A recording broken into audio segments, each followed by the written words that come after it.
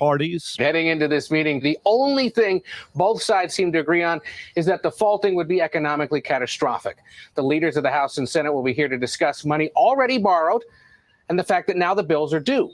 Republicans are trying to use this as a chance to make big cuts in federal spending. Their plan would cut about $3 trillion over the next decade, including some Biden administration priorities like climate change initiatives. Tempur Sealy has agreed to buy Mattress Firm in a cash and stock transaction valued at about $4 billion.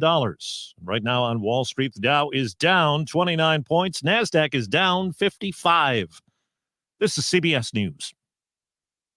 Need to hire quality candidates fast? You need Indeed. Their powerful hiring platform helps you attract, interview, and hire candidates all in one place. Visit Indeed.com. A progressive voice from Beaver Dam to Kenosha. WAUK 540 AM. Always streaming at WAUKradio.com.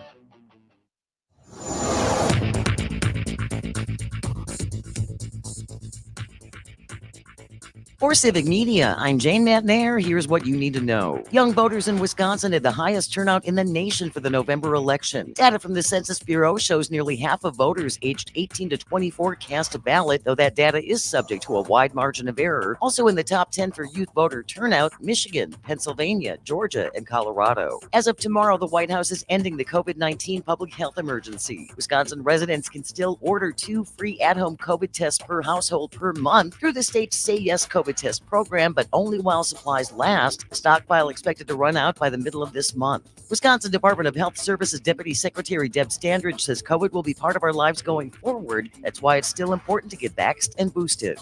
I'm Jane McNair. This is Civic Media News.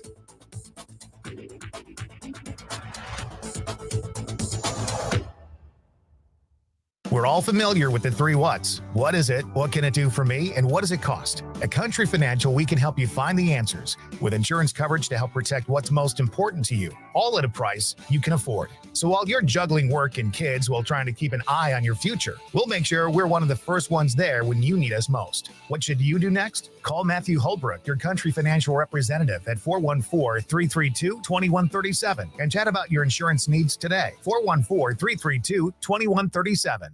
WAUK 540 AM. New Berlin's choice for News Talk Radio. Streaming 24/7 at WAUKradio.com. Are record high energy and water costs putting a squeeze on your fixed or limited incomes? With inflation rising at record levels and incomes not keeping pace, you might be one of tens of thousands of Wisconsin residents who are struggling to survive. While you may not ask for it, the Keep Wisconsin Warm Cool Fund and your local energy assistance providers are here to help. No Wisconsin resident should ever have to be without heat, water, or power. For a hand up, apply today and call 1-800-506-5596. That's 800-506-5596. Or visit www.heat.help. That's www.heat.help. WAUK 540 AM. Brookfield's choice for News Talk Radio. Streaming 24/7 at WAUKradio.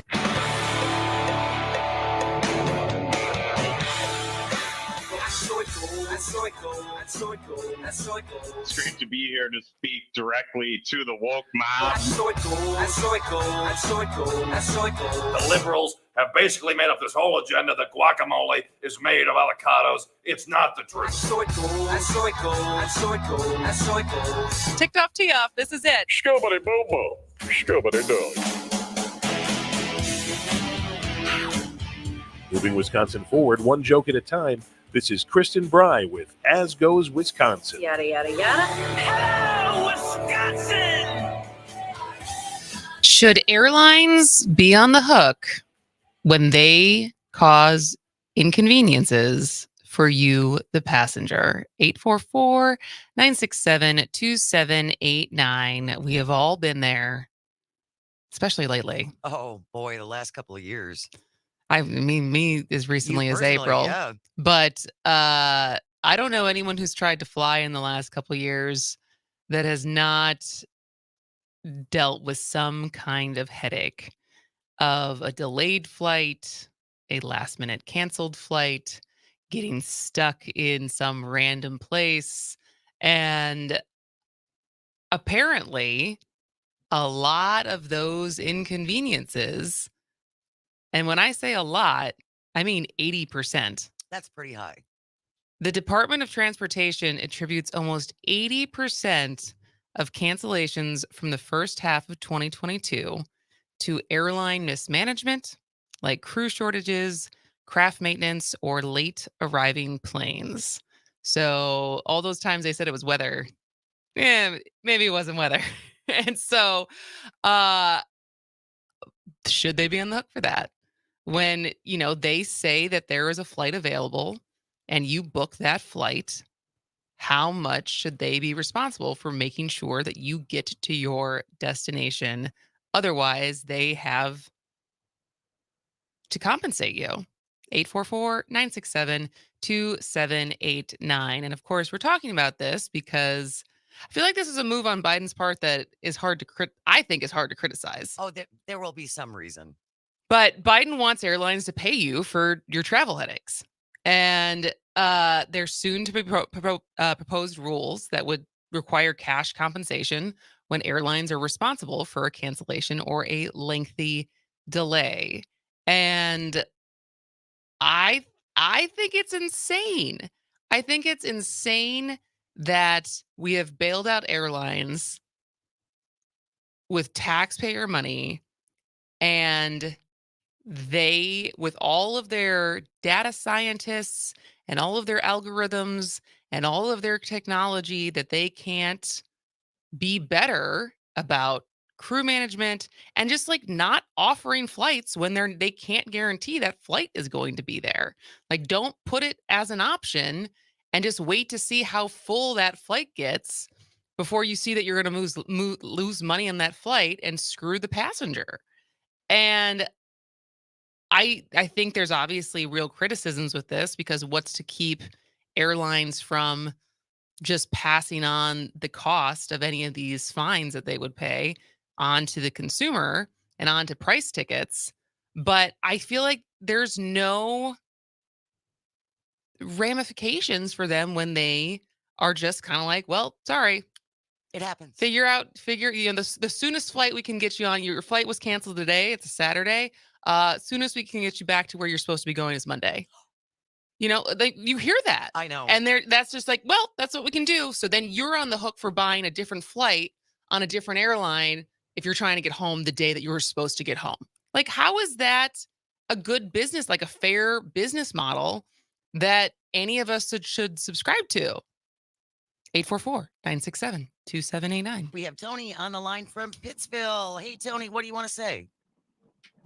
Well, just last week, my husband and I happened to be flying down to Albuquerque to go visit his mom for graduation. Long story short, we had a connecting flight out of Dallas that ended up it was delayed, then it got canceled. Then we had to sit and wait for 2 different standbys, hoping and crossing. 13 hours later, we finally got on a plane. We arrived in Albuquerque at like 1:30 in the morning. Mind you, we left our home at 3 a.m. to get to Minneapolis. And when I was on the verge of like tears and just breaking down, my husband kept me together. And then when he was getting beyond pissed off, I had to keep him together. It's partnership. That's called partnership. Don't lose it, sweetheart. Don't lose it.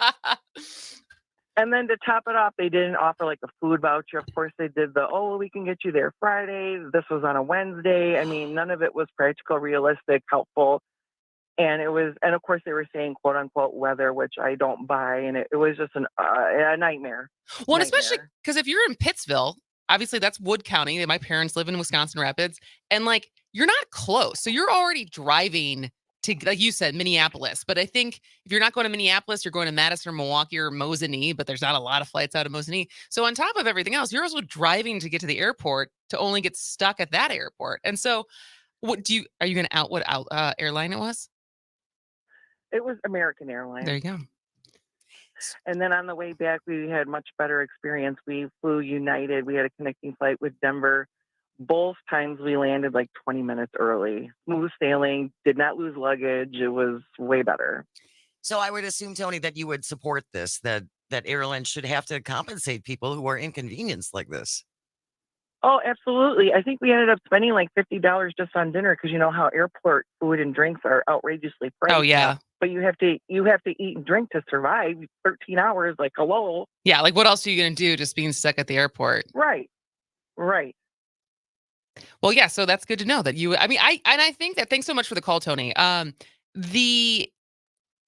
I think like maybe this is a more interesting conundrum. It's like, would you be willing to pay a higher ticket price knowing that if you are inconvenienced, you will be compensated?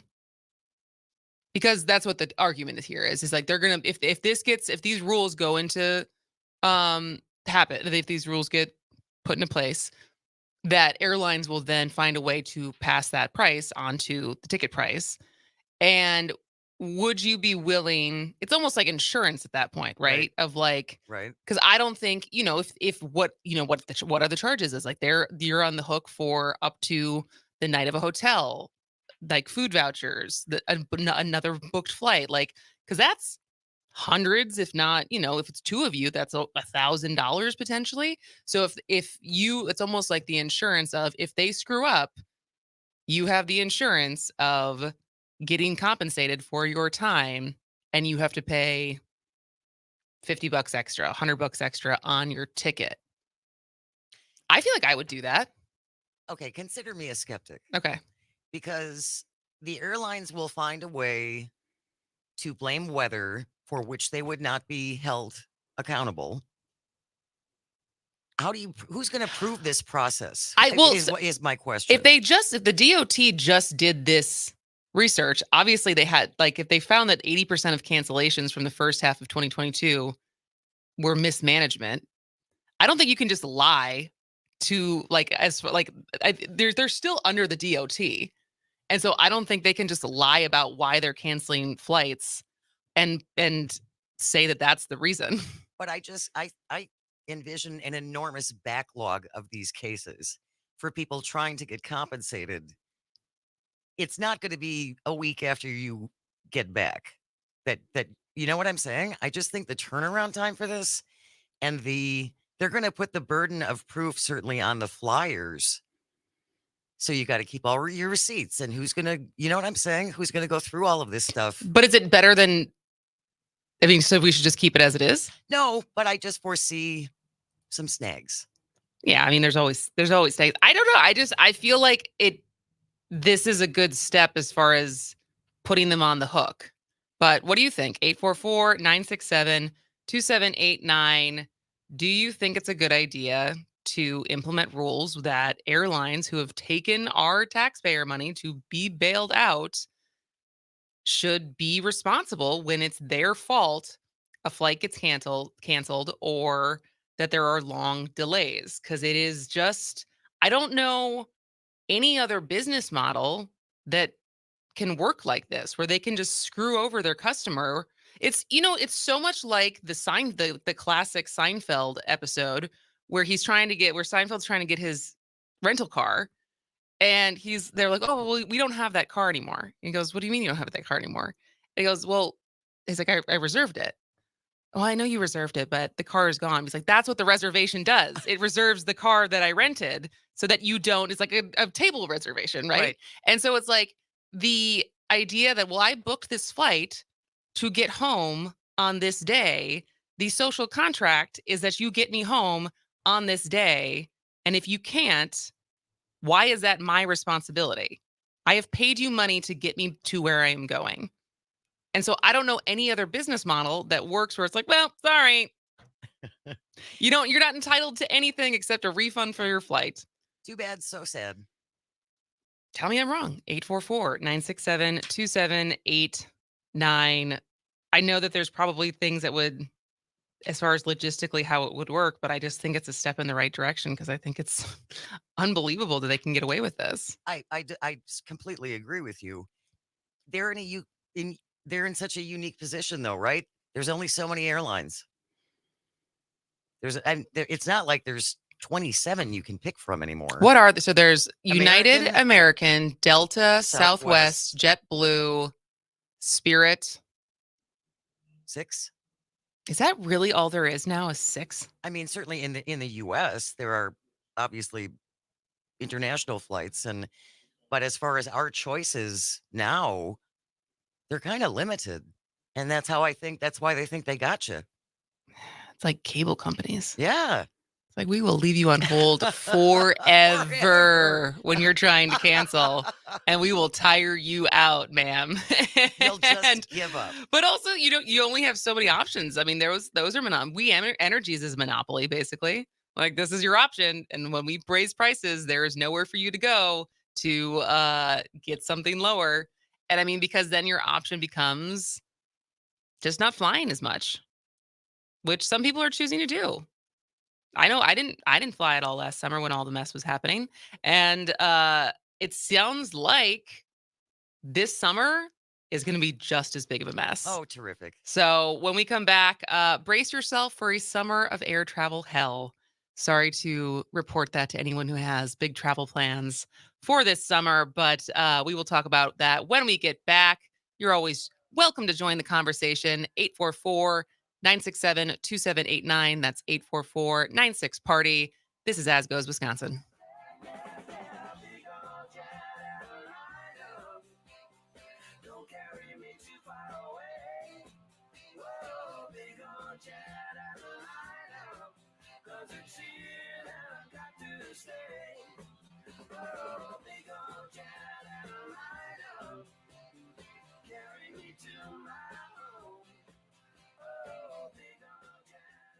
Real Chili's been serving up mouth-watering goodness to the people of Milwaukee since 1931. Their famous secret award-winning chili recipe is the same as it was back then and a local treasure. From lunch to dinner to late-night breakfast, Real Chili has you covered. And now you can bring the Real Chili to your next party, tailgate, wedding, or office gathering with their unbeatable catering options. And don't forget about their Real Love Party Packs, perfect for small groups, and pick up from their 2 convenient locations, downtown Milwaukee and near Marquette University campus. Visit them at realchili.com. That's realchili.com.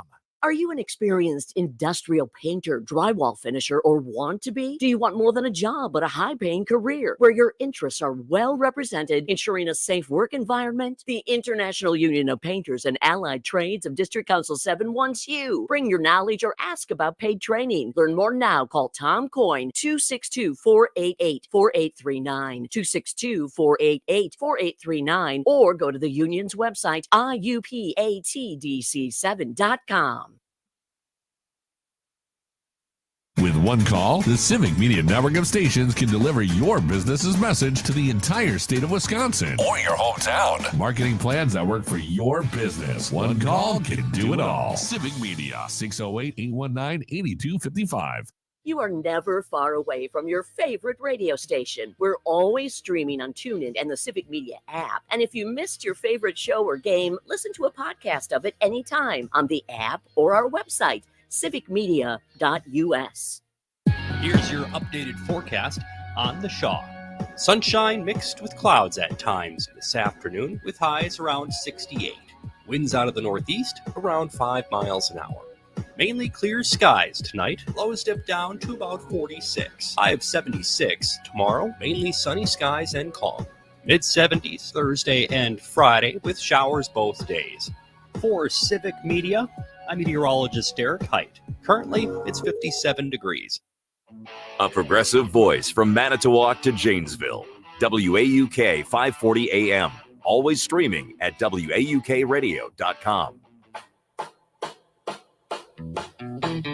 Give me a ticket for an aeroplane.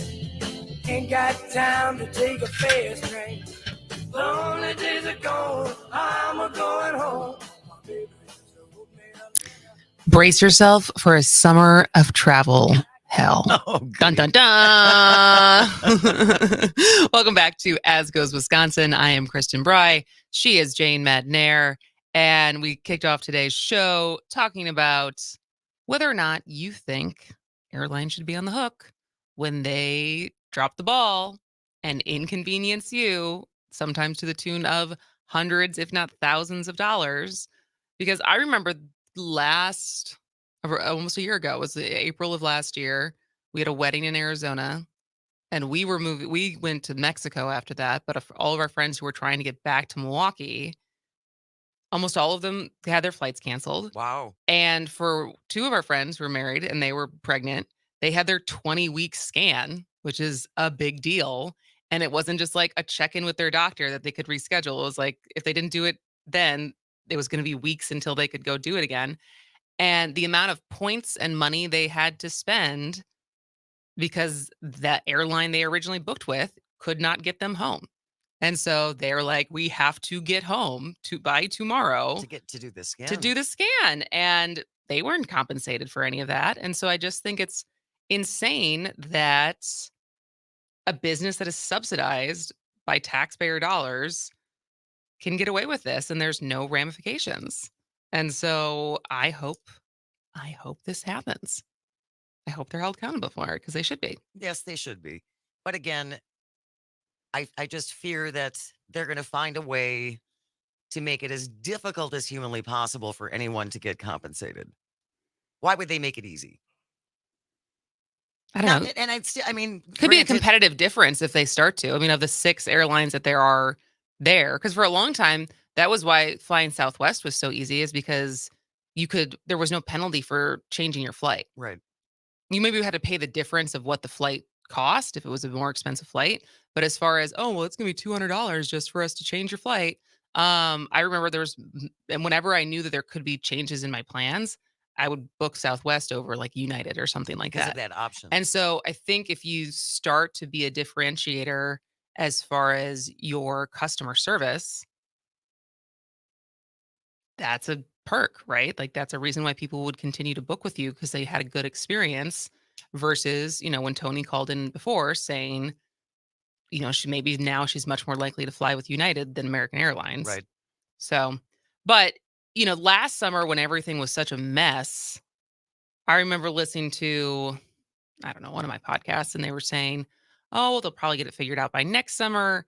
And this is like for all these reasons, as far as still, they had laid off or, early retired so many crew members and flight attendants during the pandemic. And so then once we were in 2021, especially 2022, trying to scale back up the workforce. Right. And so that was causing issues and kind of what a mess last summer was. And even the holidays were.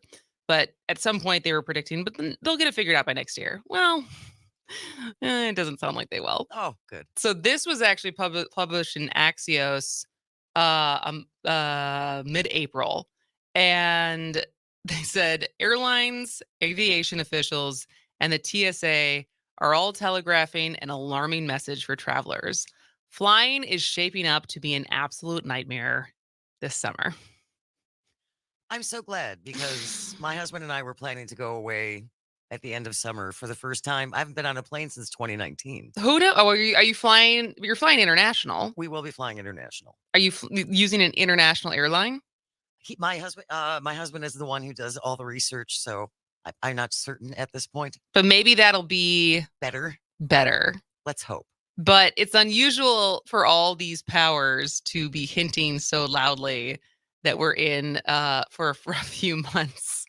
And this was published after I was part of the Southwest STAFU. But the TSA expects a potential record number of travelers to pass through the country's airports this summer.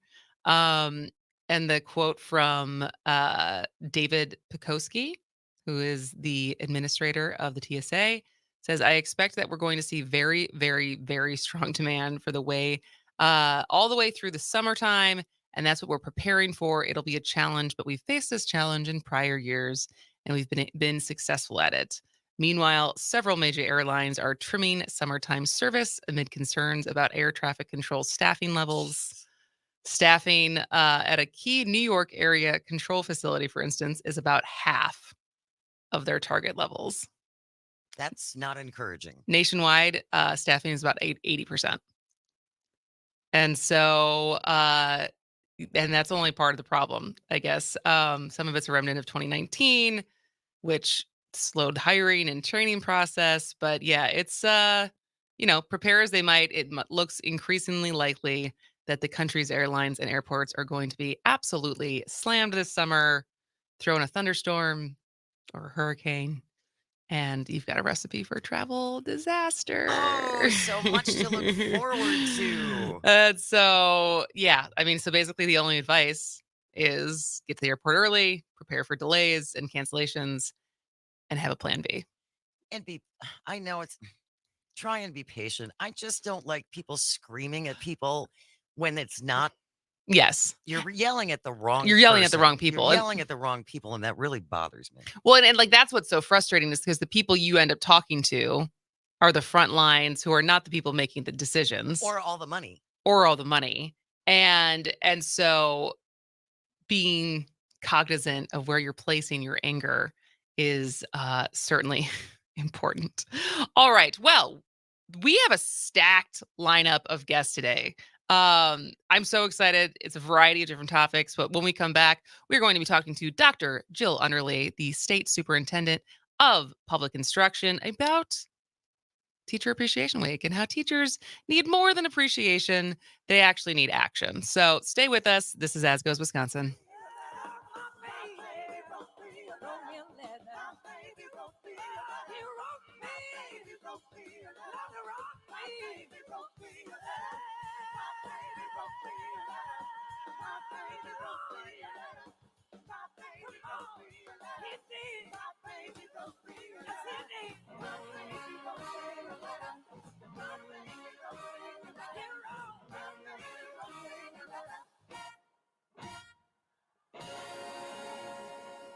The Shaw 101 FM, your fix for progressive talk. From Butler to Wind Lake. Always streaming at WAUKradio.com.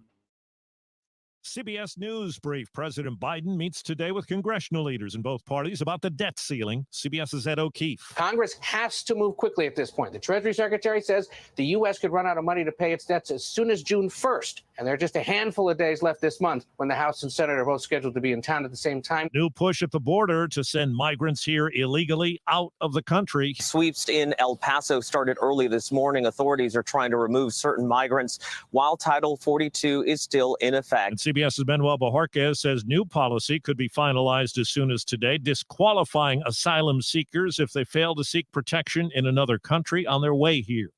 In Allen, Texas, CBS's Omar Villafranca has more on the mall gunman. An Army official tells CBS News the 33-year-old gunman, Mauricio Garcia, was terminated from the Army in 2008 for mental health reasons. CBS News brief. I'm Steve Kathan. The Shaw 101 FM, WAUK 540 AM, Wisconsin's home for rational talk radio.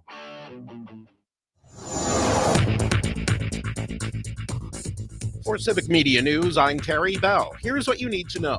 The man suspected of killing a Western Wisconsin deputy was out on parole Saturday afternoon. That's according to Minnesota prison officials. Jeremiah Johnson was convicted of kidnapping and rape in 2016. Johnson has a long history of committing violent crimes. Investigators say he killed Katie Lysing during a drunk driving stop Saturday. Looks like he shot himself about an hour later. The Brewers are changing their alcohol sales policy again. It's been a month since the team decided to extend the deadline to buy alcohol into the 8th inning, but now the deadline is moving back to the 7th. The Brewers say they didn't have any issues. It's just that extending the deadline didn't increase sales by that much. In sports, the Brewers beat the Dodgers last night 9-3. Eric Lauer starts for Milwaukee tonight. I'm Terry Bell, and this is Civic Media News. When it comes to hair and makeup artistry, there is only one salon that you need, Raven and Blonde. Their stylists are passionate about their work and committed to giving you the best service possible. From precision cuts to perms, balayage to dimensional color service and more. The Raven and Blonde stylists do it all. Book your appointment today at ravenandblonde.com. That's ravenandblonde.com. Raven and Blonde, where hair and makeup artistry meets exceptional service. 157 South 1st Street, Milwaukee. Real Chili's been serving up mouth-watering goodness to the people of Milwaukee since 1931. Their famous secret award-winning chili recipe is the same as it was back then and a local treasure. From lunch to dinner to late-night breakfast, Real Chili has you covered. And now you can bring the Real Chili to your next party, tailgate, wedding, or office gathering with their unbeatable catering options. And don't forget about their Real Love party packs, perfect for small groups, and pick up from their 2 convenient locations, downtown Milwaukee and near Marquette University campus. Visit them at realchili.com. That's realchili.com. You've got questions about navigating the healthcare system? Kristen Lyerly helps us find answers and discusses other issues at the intersection of healthcare and politics. Hometown Health, Thursday mornings at 7:30 on Up North News Radio. North Shore Healthcare is hiring. Got 30 As the seconds. largest provider of post-acute care in Wisconsin, they offer skilled nursing and assisted living services, as well as home health and hospice care through North Shore at Home. They're looking for compassionate individuals who want to make a difference in the lives of those they serve. If you're a CNA, licensed nurse, administrator, or business professional and want to grow your career, visit nshorehc.com. Find out why North Shore Healthcare is the right choice for you.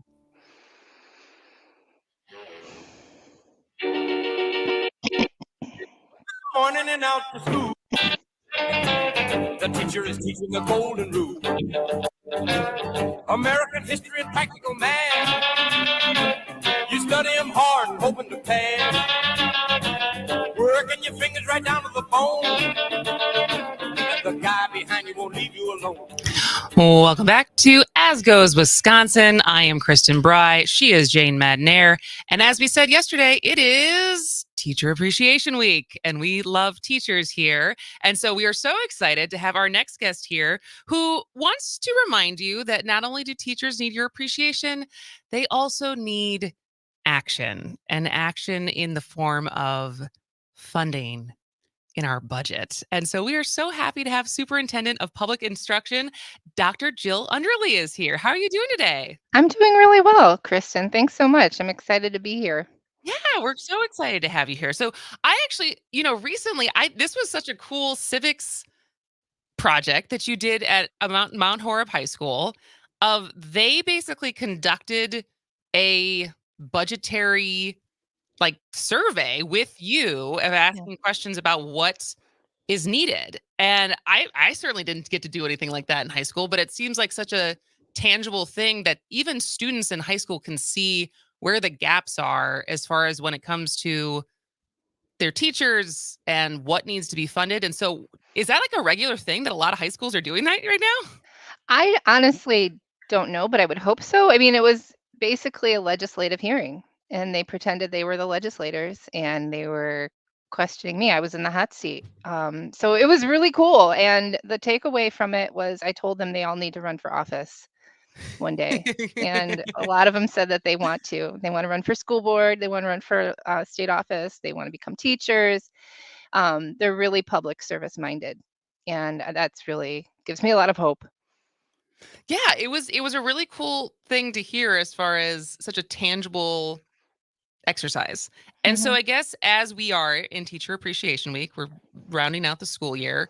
I think on the one side, I really appreciated a recent op-ed you put out as far as, yes, we need to appreciate our teachers, but we also need action.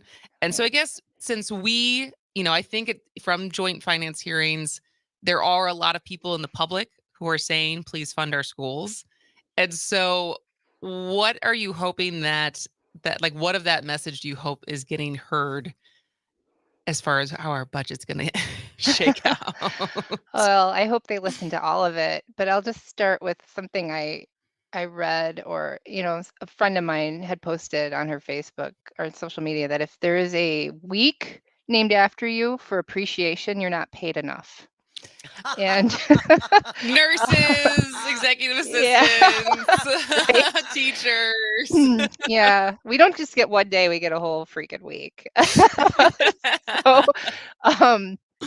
Yeah, and in that regard, I mean, you think about if we didn't have teachers, if we didn't have people working in our schools, if we didn't have those individuals who cared about our kids, I mean, what would it look like? What would society look like? And I think, to the reason why public schools were started It is. It's a true public service. Yep. It's to ensure that, you don't have to have money in order to get a good education. That it's equal, right? It shouldn't matter where you live.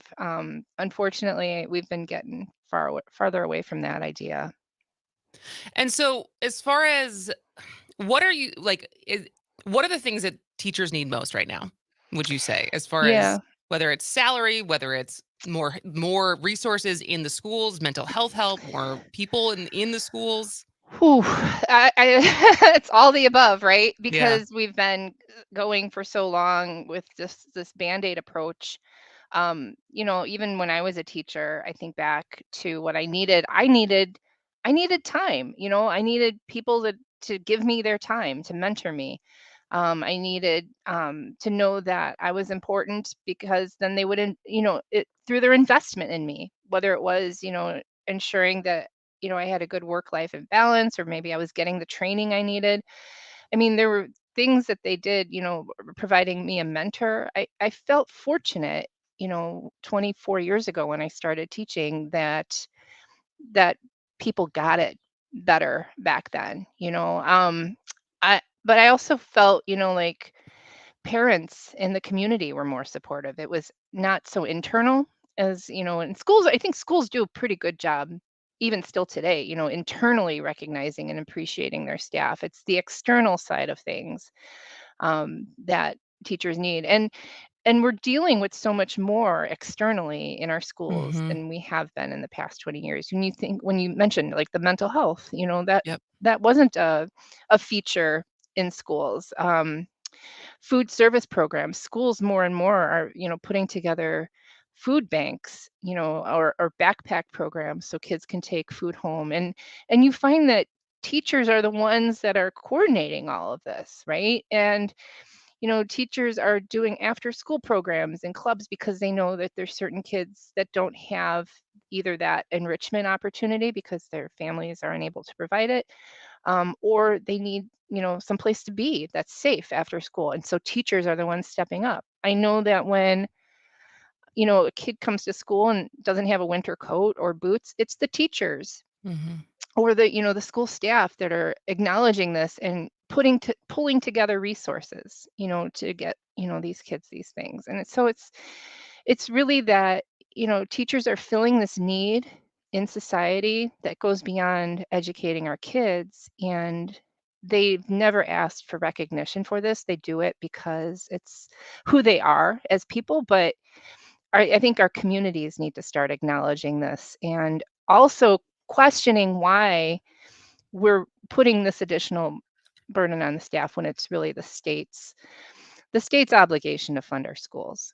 Absolutely. We're talking to Dr. Jill Underley, who is the State Superintendent of Public Instruction, about teachers and Teacher Appreciation Week and some of the actions we can take to appreciate our teachers more. And, we've talked to a lot of people about teachers and about kind of the change over time. But as someone who's spent her entire career in education, what has been the cultural shift? Like we do, as you just kind of said, there is this inside of a lot of the schools, the administration and the teachers, they all are in it, they're in it together and they kind of know what it's like. But where the support kind of starts to crumble or not be as strong is in the community, in maybe the school board. I mean, it's different everywhere, but as far Yeah. as and some of the just attitudes towards teachers and like how have you seen that change over your career? Yeah, I feel like it's been rather gradual. But it's like I just question, I think it's larger in society. I mean, I think society in general, we've become more isolated. We're less community minded.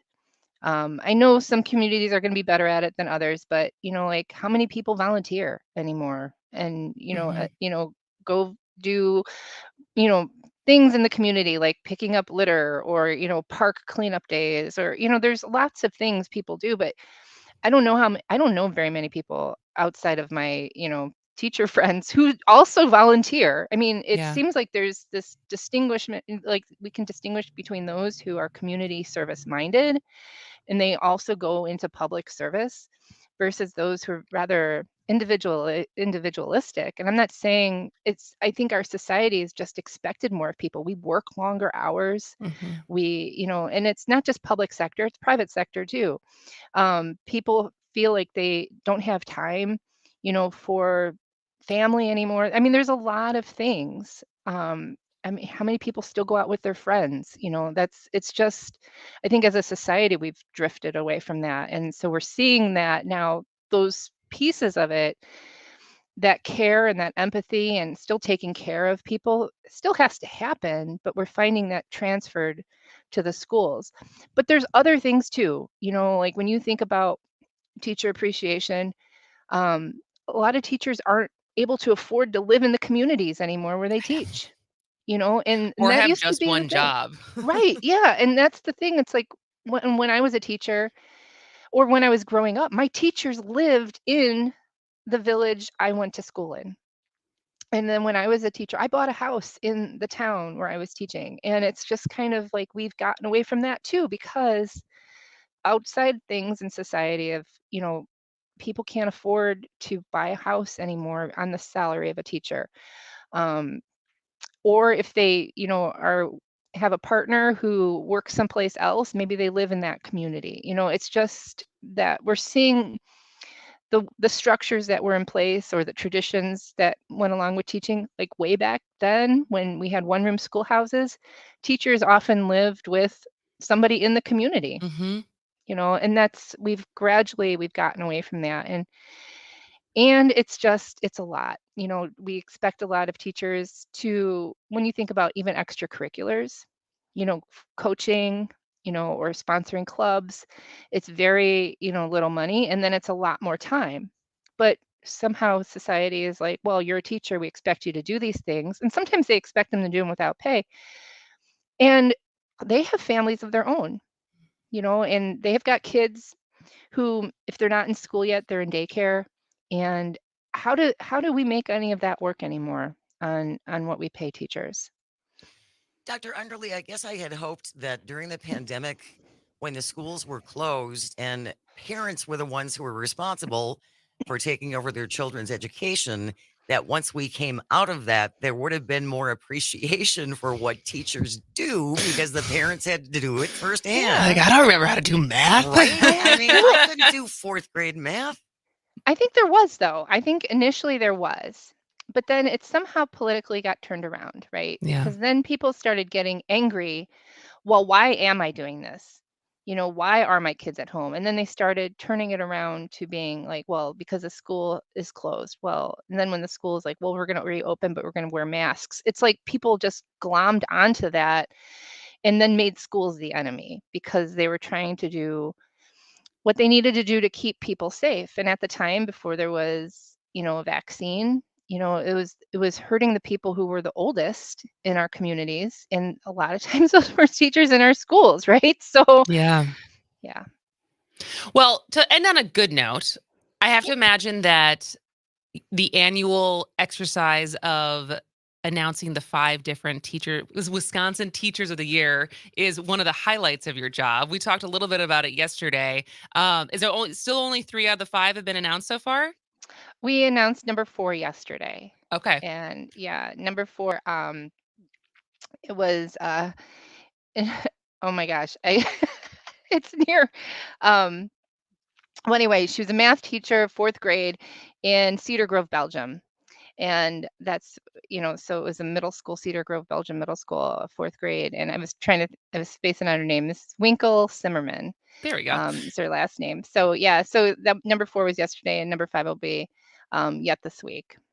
Awesome. So yeah, it's really exciting, and that re-energizes us, right? Knowing That's what I that, imagine. yeah, I mean, it's one of the very best parts of my job. I mean, I have lots of very good parts, visiting schools, seeing kids playing, at water tables with kindergartners, but certainly going to schools and awarding the Teachers of the Year, because my favorite part, obviously it's kind of like your big moment, like with the Oprah moment, and you're a Teacher of the Year, but it's the part when you see the kids' faces. The kids, it's like I think we get kind of jaded sometimes thinking like older kids are just gonna be like, oh, whatever, this isn't fun. But the older kids are just as, or maybe even more excited than the younger kids when their teachers are When awarded their these favorite teacher is challenges. getting Yeah. rewarded. Yeah. That's Yeah. That's really fun to hear. But then we were kicking around this yesterday. I imagine that some of the best teachers, when they're getting interviewed for Teacher of the Year, aren't very good at bragging about themselves. Like, I imagine they're no. terrible at self-promotion. They're very humble, honestly.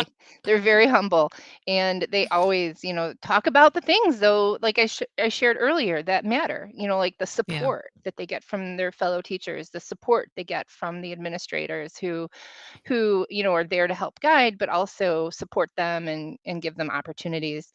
They're grateful to the community. They're grateful to the school board, and so it's like you can see the common characteristics of these individuals in their environments. Well, all the more reason that we should be appreciative of them and demand that they get funded in this next budget. But Dr. Jill Underley, thank you for spending time with us today. We'll have to have you back soon. Yeah, absolutely. It was fun. Thank you. Have a great day. You too. All right. Well, we have a lot coming up in the next hour as far as more talks about teachers, more talks about teenagers. When we come back, I'm going to talk about out of Gaming County, which is where I was last night. This is As Goes Wisconsin.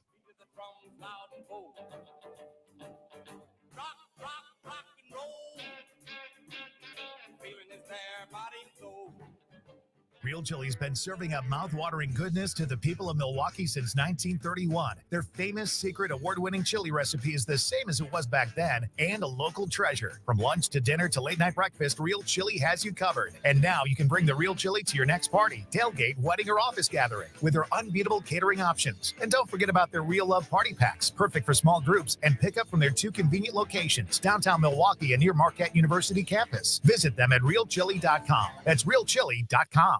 Have fun on the lake this summer. Treat yourself and find the watercraft you want at Action Boathouse Showroom just south of 59 on 164 in Waukesha. Check out the fun and versatile Sea-Doo Switch with its powerful Rotax jet engine. Action Boathouse Showroom also has a selection of luxury fishing boats or pontoon boats from 7 top USA manufacturers. The team at Action Boathouse Showroom is excited to help you launch into the sun this season and onto the lake. Action Boathouse Showroom just north of 59 on 164 in Waukesha.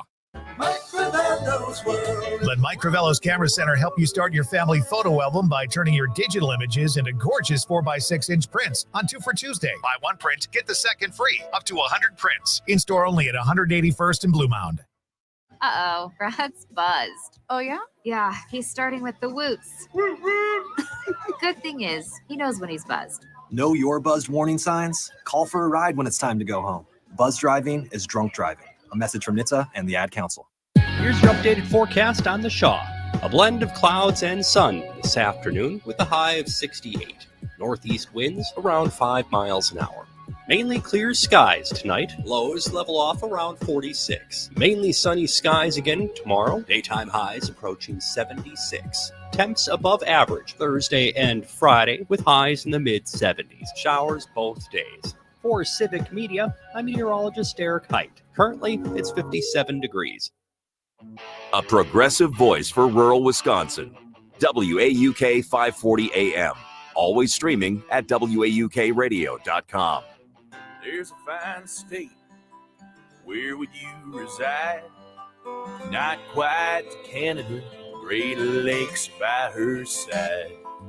Home of Aldo Leopold, Big Sky and Orson Welles. Welcome back to As Goes Wisconsin. I am Kristen Bry. She is Jane Matnair. And we have a packed show basically for the rest of today. When we come back at noon, we're going to be talking to Dr. Megan Moreno, who is the leader of the social media and adolescent research team at the University of Wisconsin School of Medicine, which I'm so excited to talk to her because I feel like we keep having these conversations around teenagers and social media. And here's a group that is specifically studying this. And I think one of the big messages that I've heard her in different interviews say is teenagers need to be part of this conversation.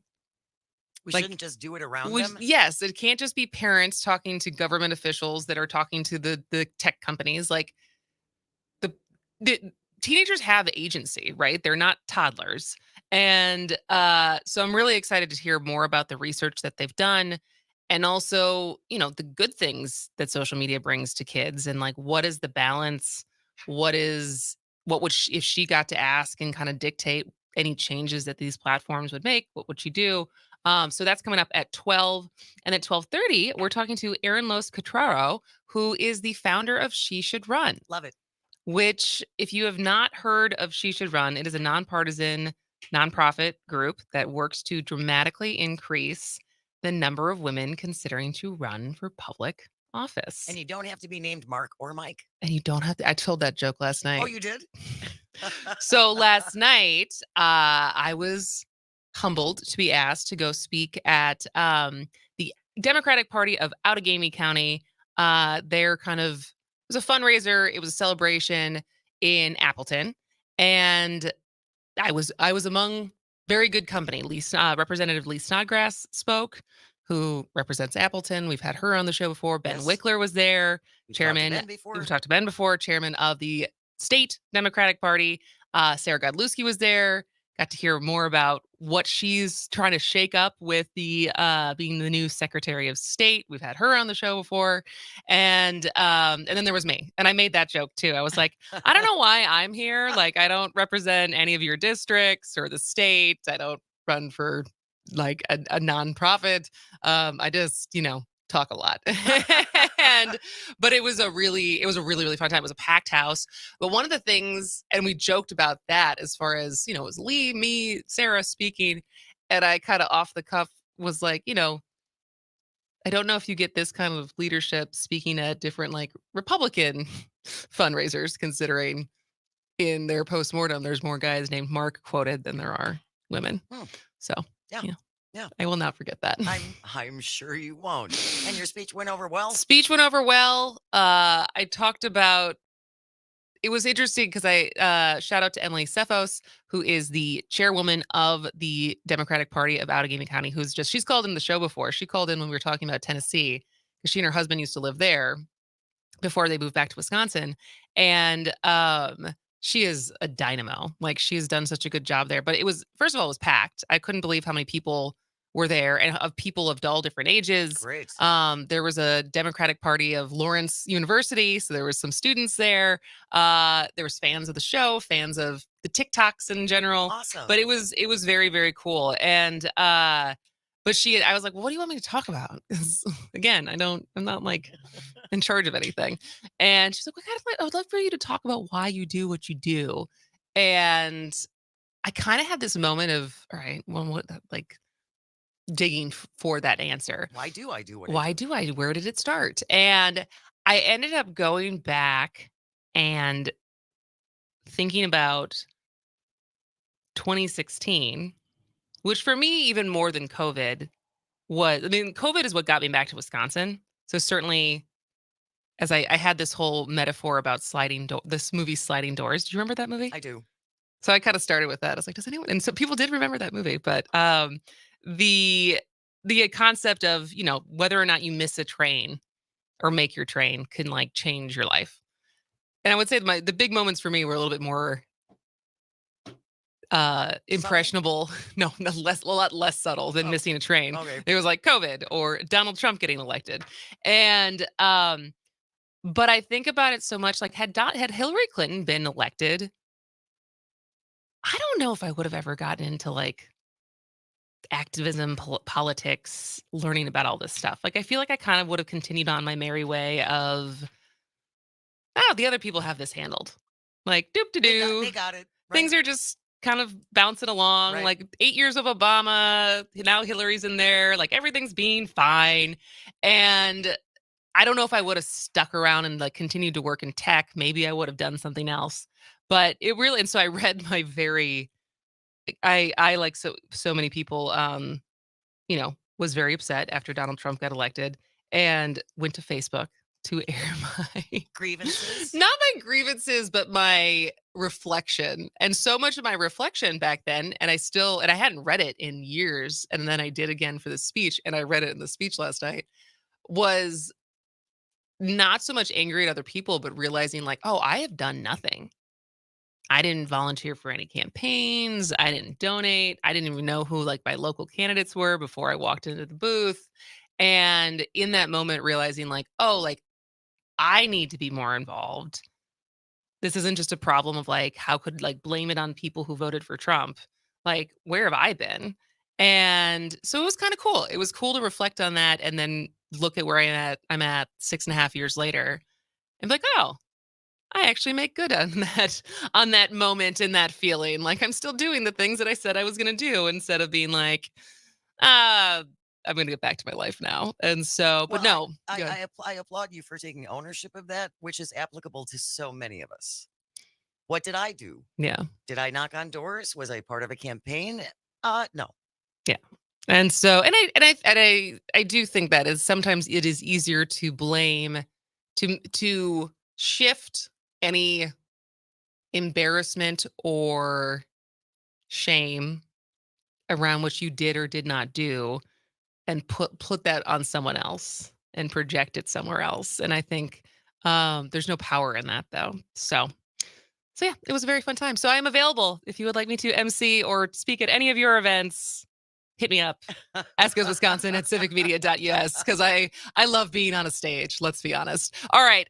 When we come back, Dr. Megan Moreno will be here. We're so excited to talk to her about social media and teens. This is As Goes Wisconsin.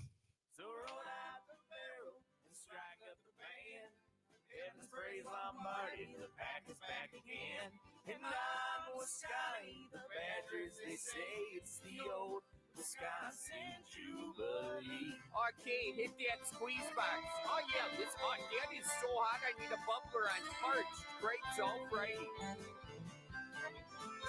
Now everything's bigger in Texas, but look, you can't catch a perch on a 5-inch hook. And I'm no stranger to Tennessee whiskey. My old fashion's got a Wisconsin branded. Pacific Coast got sun for days, but California's dreaming of Sheboygan's waves.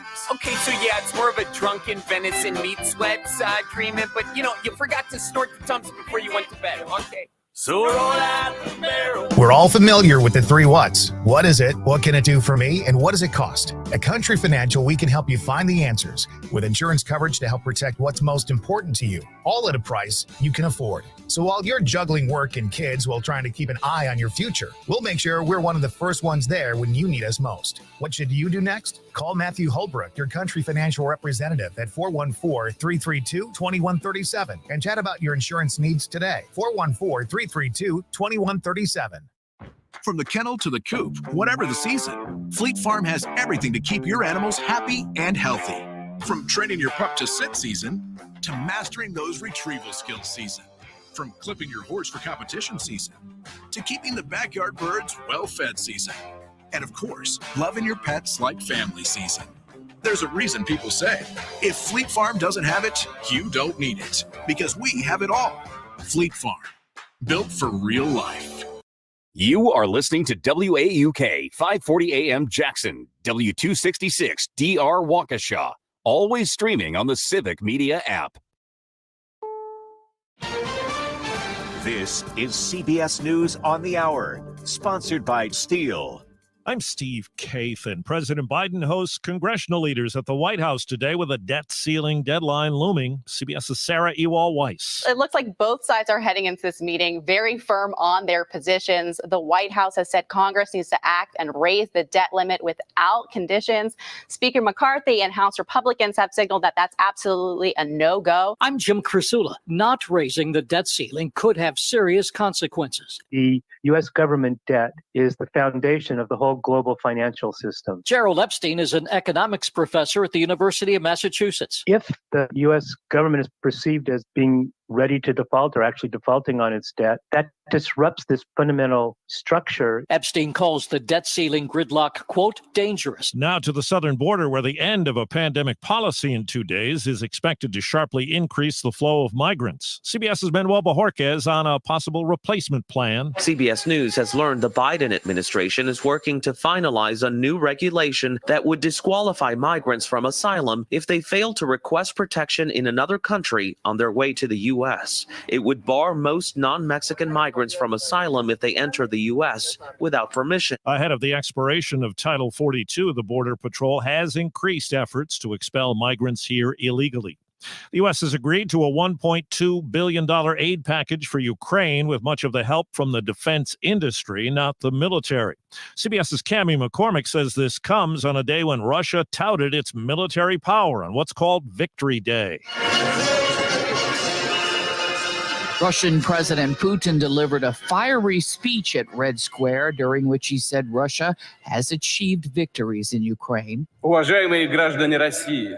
He said Russians are united in a sacred fight with the West over Ukraine that would end in victory. The strike by Hollywood writers is into its second week with no end in sight. On CBS Mornings, Oscar-winning actor Tom Hanks said streaming has changed the landscape. The entire industry is at a crossroads, and everybody knows it. The financial motor has to be completely redefined. A 58-year-old Louisiana man faces several charges after shooting at children who were playing hide and seek in his backyard.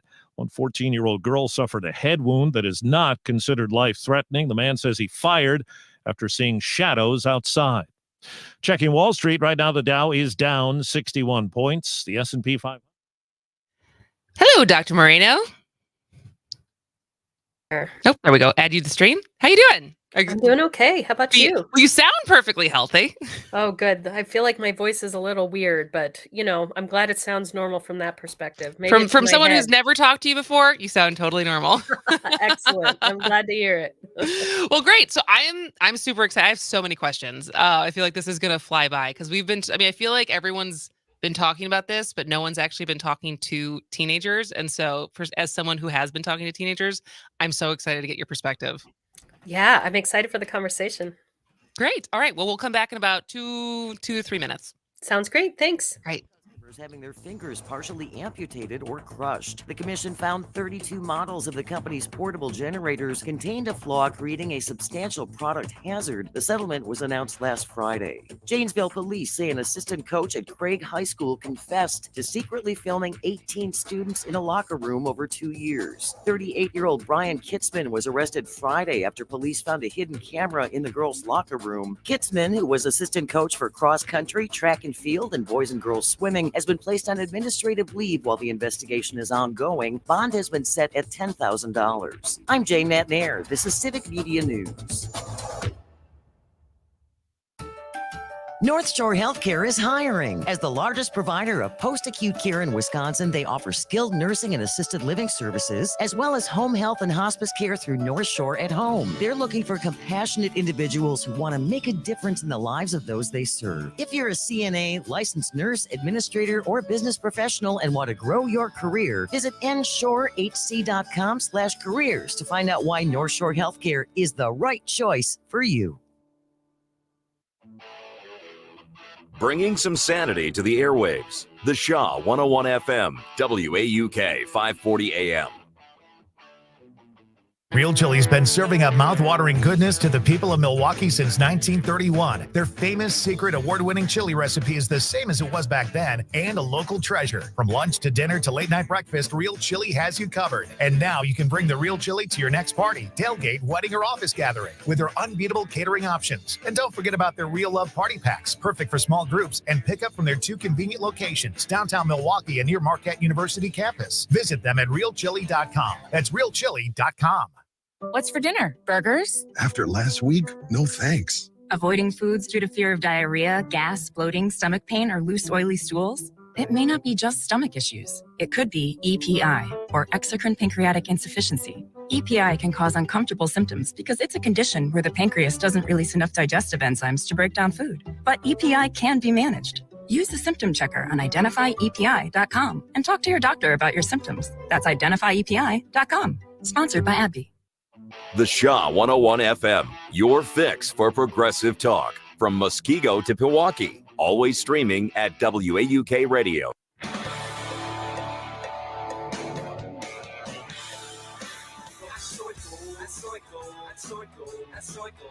United States is for Fig Newton. It was named after Newton, Massachusetts. Oh. I haven't had a Fig Newton in a really long It's time. because they're bad cookies. So it goes, and so it goes, and so it goes, and so it goes. Man, you're really downing on a lot of things that I like this morning. Jeez, don't yuck my yum. And so it goes, and so it goes, and so it goes, and so it goes. Don't what? Don't yuck my yum. Got it.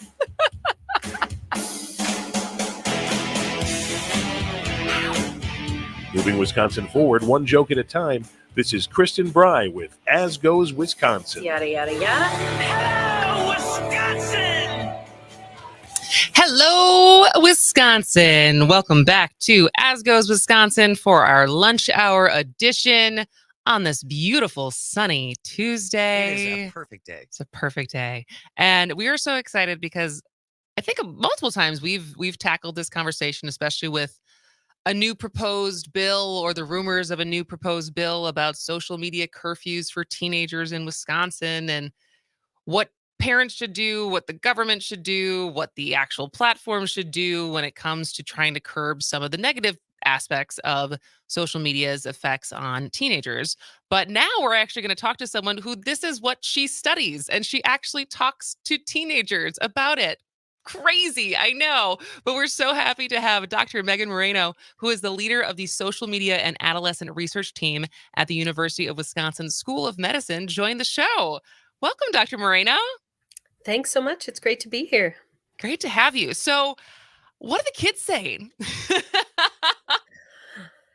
Well, I mean, teenagers in general, as you know, are highly individual and they have highly individual opinions. But I think one thing that we are hearing pretty consistently across adolescence is that the narrative that's been pushed forward for so long, the narrative about social media being bad, about them all being addicted, about them being glued to their phones, that narrative is really not working for them. I think that's the one thing that teens all agree on. So they don't identify when they hear that as a blanket statement about them, their generation. They're like, I don't think that's true. I think it's more that they don't find that narrative helpful because the narrative places the blame on adolescence and on flaws with them as an age group and kind of takes away their power to self-regulate and their agency when they're interacting with media. I'm always so blown away by how adolescents learn to navigate their digital environments and how much they teach each other. And that narrative really takes away that agency that they have. And so where do you feel, does the narrative just come? Because I think there's like, even for me, I don't have teenagers. It's been a while since I was a teenager. And so there is kind of this gap of like how do you reach the youths? And of like, it's kind of like you base it off of like what people are saying about it. And it kind of is like a self-fulfilling, that's probably not the right term, but like other people write about what other people are writing about. And like your access to teenagers for a lot of people, unless you have them or you work with them, is just to kind of go off of what everyone else is saying. And so where did that narrative, did it come from parents? Did it come from, I don't know, like where did that narrative come from? Yeah, it's a great question. You know, I think that narrative probably came from when social media started. There were initially these concerns. I mean, I've been studying this since probably about 2008 when social media started. And, you know, as a pediatrician, there were a lot of concerns we had. We had concerns about strangers contacting teens. You know, that was the first big narrative of risk is strangers are going to be friends with your teens on Facebook. And that, you know, that risk arc, kind of that discussion arced. And then we don't really talk about that so much anymore because teens are really savvy and they don't want rando strangers on their feed. So, you know, the next big risk narrative was around cyberbullying. There have been risk narratives around online solicitation of teens. And that's not to say that some teens haven't had these really terrible experiences, but most haven't. And so we've kind of gone through this shifting narrative of what the risk of the day is. And I think teens are just sort of exhausted with the pile-on. It is interesting because I would say that was like the bucket of what I hear. It's bullying. It's the fact that, you know, there's always been bullying, but you used to be able to just go home. And you got to break from it, versus now if it's social media, they can always contact you and yada yada yada. It's the potential solicitation of strangers being able to access teenagers, and then it's the combination of depression, loneliness, eating disorders, pressure to look a certain way.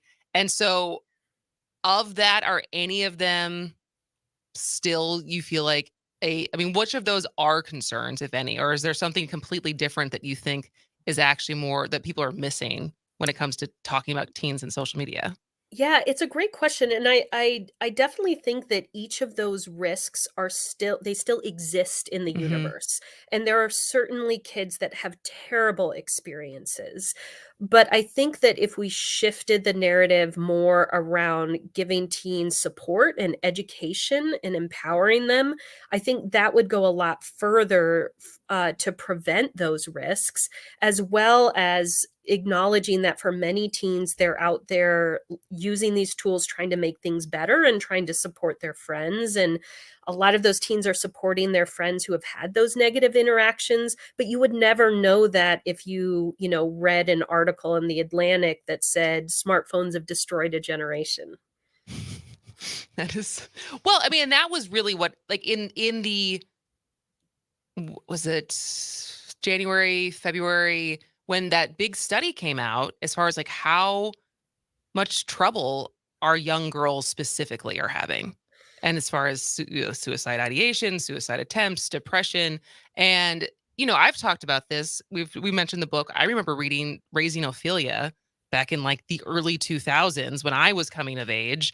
And like that shift that kind of happens for teenage girls and has been happening even before social media was a thing, as far as just hitting puberty and being insecure and all the stuff that kind of comes with that. But do you feel like that? Because I think when that study came out, the immediate answer was social media, phones. Totally.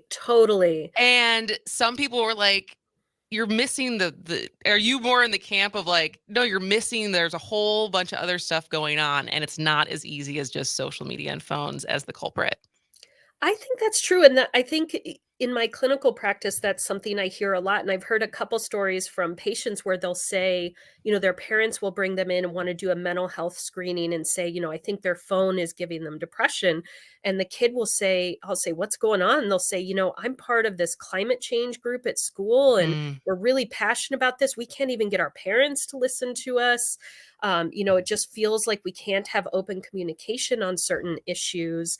Or they're really worried about their rights being taken away. They're worried about other people's rights being taken away. They're very plugged into what's happening in the country and the news. And when you ask them how they know that, it's through their phone. But then the unfortunate thing is then sometimes it's that the adults in their life will say, well, then we should just take away that phone. Because that's always... Just take away the information. Just live and be ignorant. That is a happier way to live, which isn't, there's some merit to that argument sometimes. Right. And I'm not saying that parents and kids have to be aligned on everything. It's a very tumultuous time, but I think that what parents can do for kids is be really open to communication and conversations about what they're seeing on social media and how do they feel about it? How are they interpreting that information? How are they processing their feelings? There's so many ways parents can teach and support teens, but I think the unfortunate, what the news tells you to do is take that kid's phone away, stop the conversation. And I think that narrative doesn't help teens. We're talking to Dr. Megan Moreno, who is the leader of the social media and adolescent research team at the University of Wisconsin School of Medicine. And I think, do you think that in general, we just don't give teens enough credit for the agency that they deserve? I think that's true. And, that's probably been true for forever, right? And Yeah. Teenagers have been, the kind of the butt of the joke for a long time. I remember reading something that someone showed me in a lecture saying, teenagers today, they don't listen to their adults. They're uppity, they're snippy, they think they're funny and they're not. And we were supposed to guess where it came from. And it was an extrapolation from some carving from ancient Egypt. So we've been doing this to teens a long, long time. That is really interesting. So I guess, what do you feel like, what are the benefits as far as what teenagers specifically get out of social media? Like, what is it actually providing them versus all the negative things that people are saying it's giving them?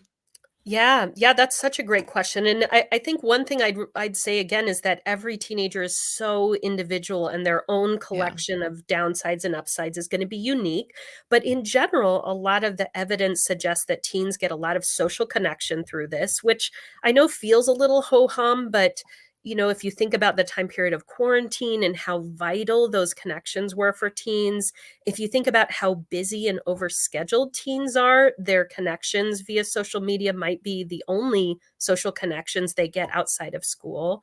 And there's also lots of evidence that suggests it can bring out teens' creativity through creating content, sharing content. And then I've seen a lot of benefit for kids who connect to other kids with similar chronic conditions or members of the LGBTQ community. For those kids, that may be the only way to find other teens like them. That's so fascinating. I was just talking to a friend who has a disability, and she was saying, like, we can't get rid of TikTok because this is how so many of us actually connect and find humor and find connection, because it's not as easy just going out into the world. And so, well, I have, when we come back, I would love to talk more about like what recommendations you have to parents, to government, to the platforms themselves, as far as thinking about teenagers first. Like, what are some of the things that would help versus what they keep saying, quotations marks, would help. So our guest is Dr. Megan Moreno, who is the leader of the social media and adolescent research team at University of Wisconsin School of Medicine, and she will still be here when we get back. If you have any questions you want to text in, 844-967-2789. That's 844-96-PARTY.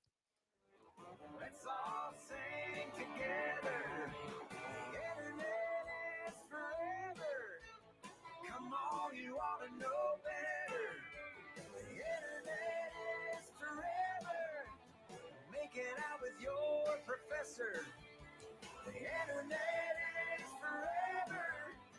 Naked with an Irish setter. The internet is forever. Smoking in your third trimester. The internet is forever. He said his name was Heather. The internet is forever. Can that t-shirt get any wetter? Where the hell did you get that sweater?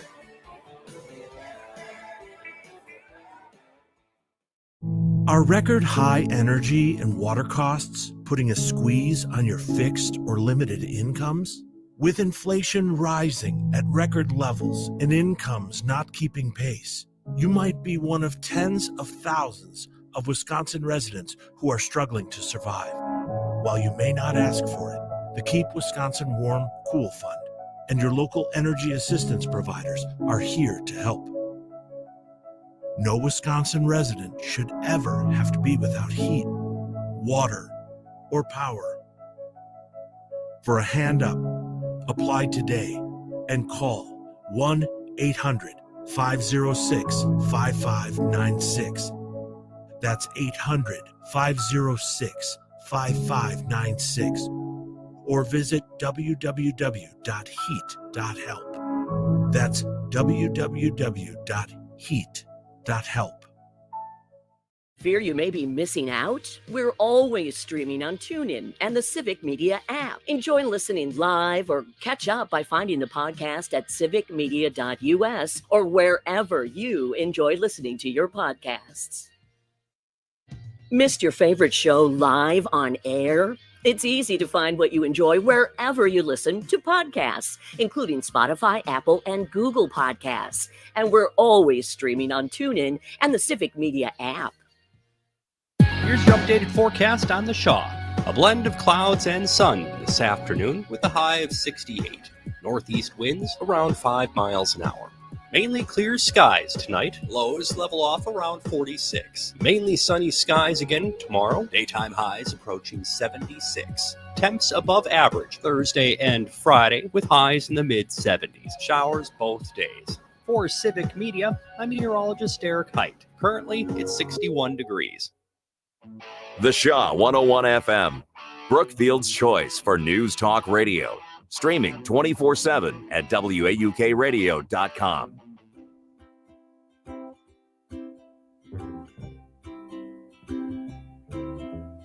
YouTube, Twitter, Facebook too. I feel I'm getting closer to you. We used to be strangers, but now that's not true because I read and hear all about you. Welcome back to As Goes Wisconsin. I am Kristen Bry. She is Jane Matnair, and we are talking to Dr. Megan Moreno, who leads the social media and adolescent research team at the University of Wisconsin School of Medicine. And did you have a reaction when I guess Utah actually did pass the bill, and it sounds like the one that's getting proposed in Wisconsin is modeled after that one. In your professional experience, do you think that is misguided, or do you think there's some parts that kind of would help, or kind of what were your initial reactions to it? So my initial reaction to the Wisconsin proposed bill around social media was that it was really a bill that was trying to regulate the relationship between parents and their teens. Yeah. And I'm not sure that's the most effective avenue if we want long-term benefits and change. And one of the metaphors that I think about when I think about teens and social media, the idea it has risks and benefits, they're highly individual. What else is something that all teens do that has risks and benefits? It's driving a car. Mm-hmm. And we know that when cars initially came out, they were wildly unsafe. No seatbelts, no airbags. And the most effective regulation to prevent harm from driving was really the government putting pressure on the industry and making cars safer to drive. The government wasn't trying to regulate the parent-child relationship. So to me, that metaphor is helpful in thinking about some of these bills and whether they're trying to regulate the parent-child relationship or whether they're taking steps to actually make the platform safer. That's a really good analogy. And I do, because I read that and I was like, this feels like the government's wanting to help you parent. And, for maybe certain parents, like it's making it easier to have control over your kid. And I don't know, it felt weird as far as, especially coming from Republicans that talk so much often about, personal responsibility. And so with what you just said, as far as the pressure went on to the industry with cars, what do you think the different platforms, be it TikTok, Instagram, Snapchat, what changes could they make that you think, and maybe not even for teenagers, because there's a lot of benefits they could probably do that would be beneficial for all of us, myself included, who spends a lot of time on social media. And so what kind of regulation or pressure do you think would be helpful on the platforms? Sure. So one of the things that we have seen evidence growing around is that it doesn't matter as much, like the old fury around screen time. Screen time doesn't matter as much. It's more the content and the experience.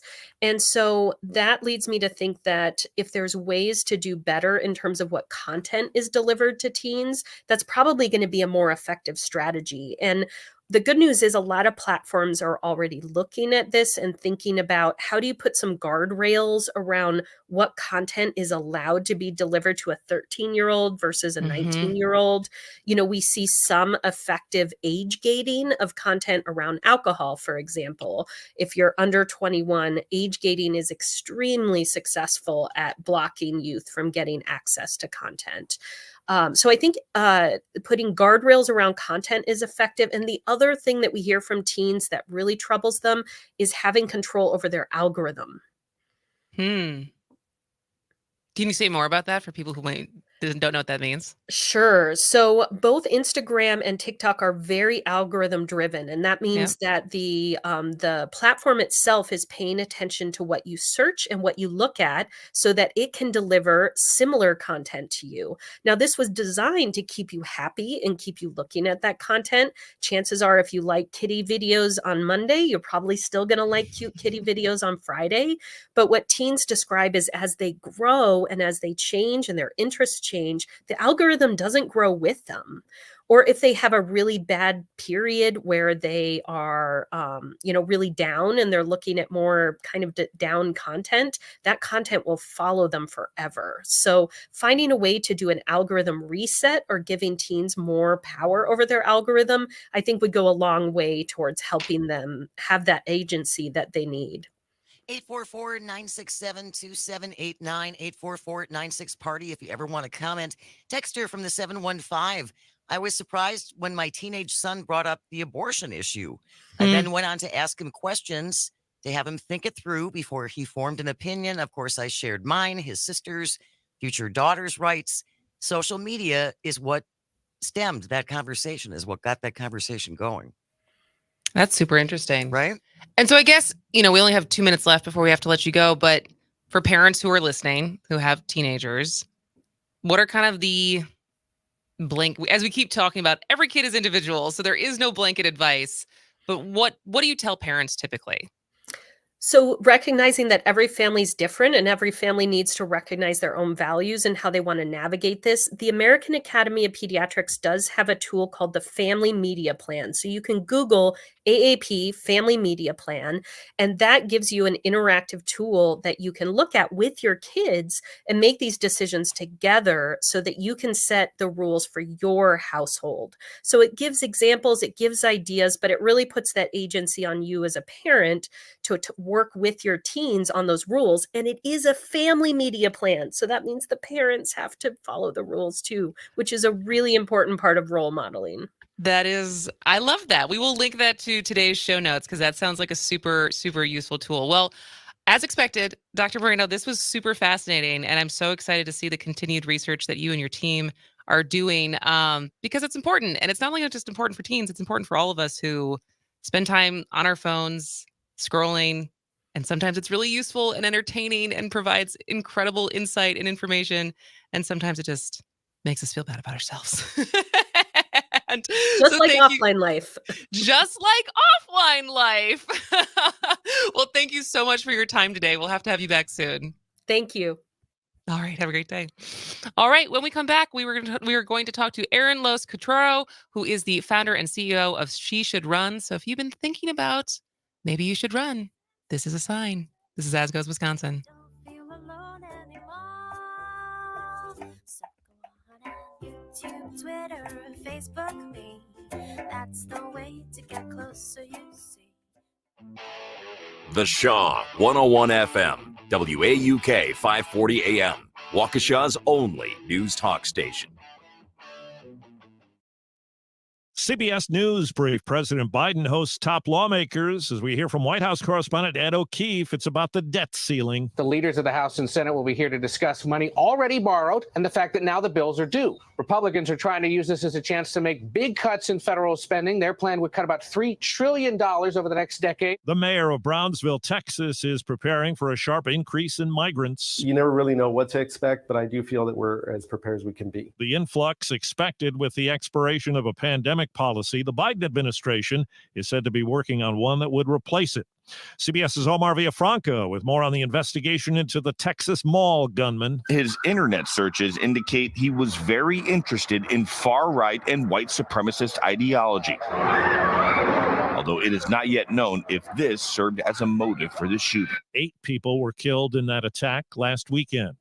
CBS News Brief. I'm Steve Kathan.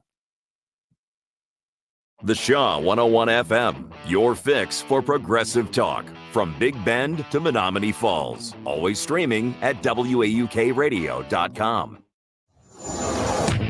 For Civic Media News, I'm Terry Bell. Here's what you need to know. The man suspected of killing a Western Wisconsin deputy had a long history of lawbreaking. Minnesota officials say Erin?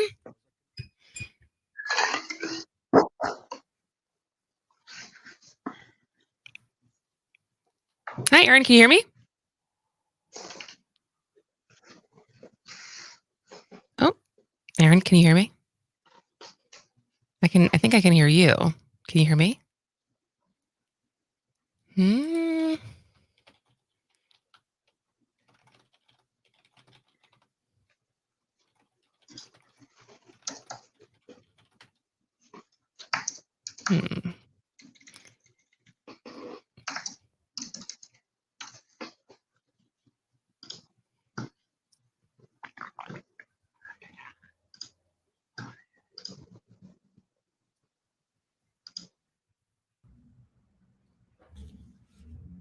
Now?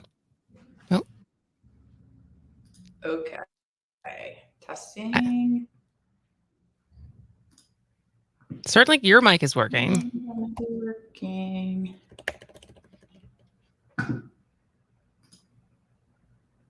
We got about a minute. Okay.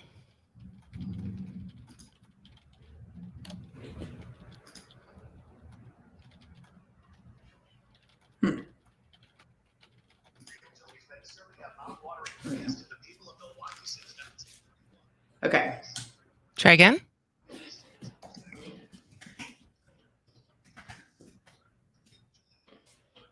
Oh, she hears the commercial. Hear me? I can hear you. We got 45 seconds.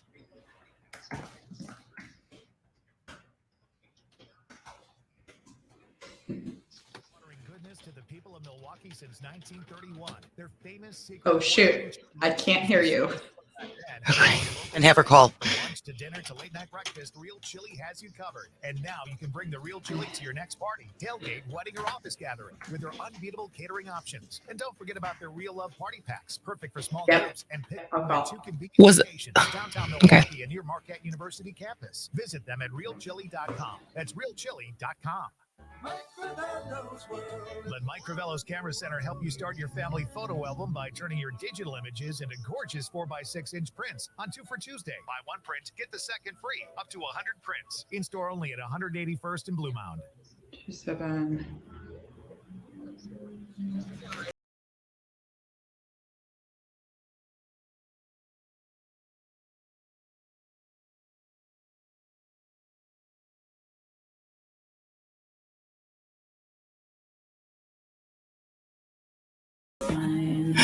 Welcome back to As Goes Wisconsin. I am Kristen Bry. She is Jane Matnair, and we are trying to get connected to Erin Loos Cataro, who is the CEO and founder of She Should Run. We can see her. We can see her. And I can hear her, I think. And she's going to try to call in and see if we can connect that way, because sometimes technology is It is. technology. Do you want me to hang up on the... And so we're going to kill time because I think she's on the phone now. But if you are unfamiliar with She Should Run, it is a nonpartisan nonprofit working to dramatically increase the number of women considering to run for public office. And so we are so excited to have her join because I have been following this organization for a long time and I'm such a fan. So welcome to the show, Erin. I'm such a fan too. I'm so glad to be here. Thank you for having me. Absolutely. So tell us a little bit more for people who are unfamiliar with She Should Run of the background and history of the organization and I guess why you started it. Yeah, sure thing. So She Should Run is a national nonpartisan organization that works to help women see their potential in elected office. So we have been operating since 2011. I'm the founder and CEO, and the work that we do is really different than what a lot of people think of for political organizations, because we're really focused on the women who aren't there yet, as opposed to the women who have already made the decision to run. It makes our work really different than like traditional political organizations. So 2011, it's interesting because as I was saying earlier in today's show, I recently last night got to reflect on my kind of we'll call it a political awakening. And it was 2016. It was the election of Donald Trump, like a lot of women. And I think there was a lot of organizations that popped up around 2016, but 2011, that's like before a lot of people's political awakenings, I think. And so what was going on with you and your background that like in 2011 that you're like, I think we need this, which feels like kind of ahead. It's a weird thing to say, but kind of ahead of its time. Yeah, you're definitely not alone in the world of many people that stepped into politics in 2016, and you know that's for another story we can talk about. Certainly, but, you know the beginning of the organization was really, look, I didn't come from a political background. I wasn't always in politics, but my home state's Missouri. I got caught the political bug working on a statewide race in Missouri, and then ultimately landed in DC at an organization where I was serving as the political director, helping women make a case to the big institutional players for the support that they needed, like essentially to prove their viability as candidates. And it was so frustrating to me to see all of these amazing women who were working their tails off to make their communities, make their states, make the country better, and having a really hard time. And yet the research is fascinating because when women run for office, they win at the same rate as men. It's really about how many women we can get to run. And I thought it was really interesting that there was no organization that was solely focused on finding women who aren't already thinking about it. And it seems so obvious to me. And yet even today, it's hard to make a case for what we do because we are like, wait, so you don't support active candidates? No, we focus on the millions of women who aren't thinking about it yet. That is, and I love that because, well, first, I actually had no idea that women win at the same rate. Is that true of both parties? It is true of both parties, and it's important to note, and I think our friends, one of the organizations that does a lot of research in the space, Center for American Women in Politics, will regularly say they win at the same rate in comparable races. So it's not a blanket, it's when you see a similar scenario, men and women have a similar scenario, they're going to win at the same rate. It's really, women have to work harder. It's surprising because women have to work harder. Women have more barriers. That it's a tougher uphill climb, and yet we still get there. Mm-hmm. And yet we persevere. and so I guess you've talked to thousands of women now and convinced them to run. What are usually their objections of why they're like, no, I don't think so? And what usually gets them to change their mind? I was going to say there's a long list of reasons why. We joke all the time about running a campaign of all the reasons why not, because what we see is that a lot of women, even though the reasons are varied, it often comes back to do they have the resources that they need? Do they feel like they have the resources they need? Do they feel like they have the network and the information that they need in order to be successful? More often now we're hearing, and I would say this is more in recent years, we're hearing women really struggle to see the effectiveness of political leadership. So they know they have something to give, but they're not certain that leading in politics is the way to do it. And so trying to understand whether or not essentially it's worth their time because they know how hard it will be. And so a lot of, for us, it's been such a kind of great journey that we're still on, by the way, and trying to understand how to effectively make that case. And it really comes down to meeting women where they are. Women are not a monolith. The reasons they do or do not want to run are varied, and you really have to kind of understand who they are, what their unique experience is in order to make that effective case. That's really interesting because I think that's certainly something that I have felt. I was like, well, would I be more effective doing something like that or doing the media stuff that I do? Especially because the media stuff is like way more fun and I get to say whatever I want and I don't have some party telling me what I can and cannot say.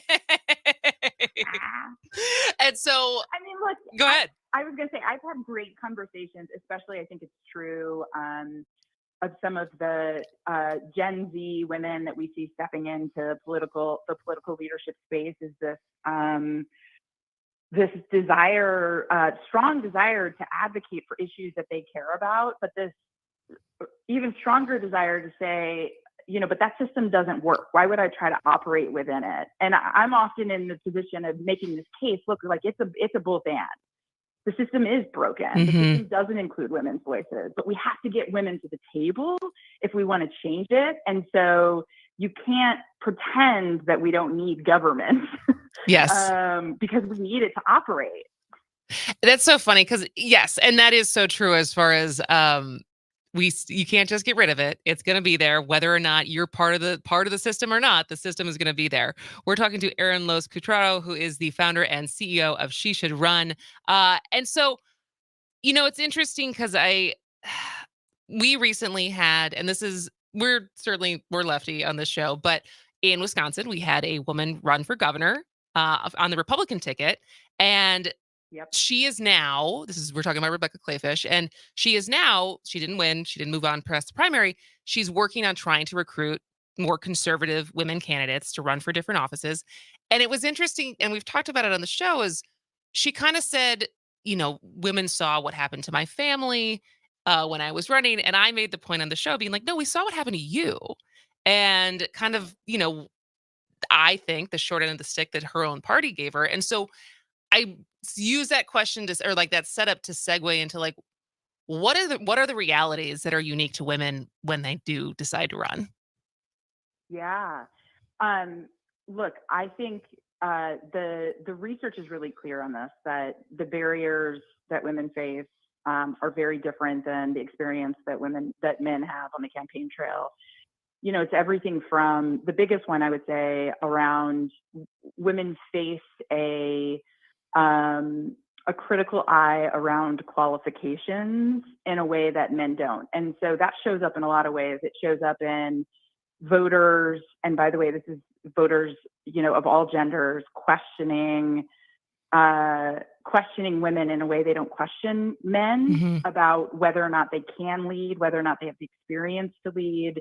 And that is because the system, as it is known now, is built for and by men, and it's what people know and what they like it or not, or are inclined to feel comfortable with. And so when they see a woman, and especially a woman of color, run for office, it's this instinct to say, can you do it? Do you have what it takes? And while incredibly frustrating, I think the more that we can equip women to kind of know that they're going to experience it and to know that it's actually in their favor to call it out when they're being asked a question that would never be asked of men, or when their qualifications are, they're really drilling down on qualifications in a way that just is very clearly setting up a double standard. Voters have a long way to come around on this too. So just understanding the value. It's like, what you can say it is important to have diversity in government, but when it's there in front of you, what is your inclination? Is it to support it or to question whether or not that a woman's able to lead? Yeah. And I think it so often comes back to, is she likable? Is she a leader? Is she a fighter? These balances of your impression that you give off of people thinking that you can command a room, but also like want to have a beer with you, and like balancing those two things. And it's also it's fascinating to me always. I don't know if there's any other job where the skill set to get the job is very different than being good at the job once you have it. Yes. Like campaigning is so different than governing. Yes, it is. And it's this, and what a challenge too, for especially the women who are serving at the highest level of office, because they're always campaigning. They win an election and they immediately have to start raising money again to run for the next election while they are also governing. Yeah. And that governing piece, like you said, looks so differently and requires such a different skill set in terms of, constituent management and beyond. We would be in a much better place if we weren't ruled by the campaign finance system that we are right now. That's for sure. Oh, shakes fist violently. So before we go to break, I think kind of the elephant in the room sometimes when it comes to women's campaigns is the amount of violent threats that they ultimately deal with and the disproportionate amount of threats that they get. I've seen it on the level of Wisconsin, whether it's representatives or state senators, mayors, as far as how much more vitriol they get targeted versus men. And so how do you handle that as an objection of why someone says, I don't want to deal with this? And also, how do you handle it once people are actually running and dealing with it? Exactly. Look, it's real. First is, there is this reality that women are facing threats of violence in a way that they haven't always faced. And now they're, anonymous. They're coming from people who, aren't willing to put their name to it on social media and beyond, and it's constant, and it's especially hard for women of color. I mean, the evidence is really clear here of, you know, where the majority of threats are going. And what we find is this is a very real conversation that we're having. We have to address it head on and talk to women about, look, this is something that happens to women when they're running for office. And here are amazing role models in, you know, how they've dealt with it, and this sort of community that you join when you are serving in such a noble role, who are willing to embrace you and help you along the way as you have to deal with what is just a terrible, terrible situation. Just garbage people sometimes who hide behind a keyboard. Cowards. Cowards. Yes, they're cowards. All right. Well, when we come back, we're still going to be talking to Erin Cataro, who is the founder and CEO of She Should Run. We'll talk more about actually how the organization recruits people, works on it, and what advice you have to anyone who has it in the back of their mind. Maybe they would run. So stick with us. This is As Goes Wisconsin.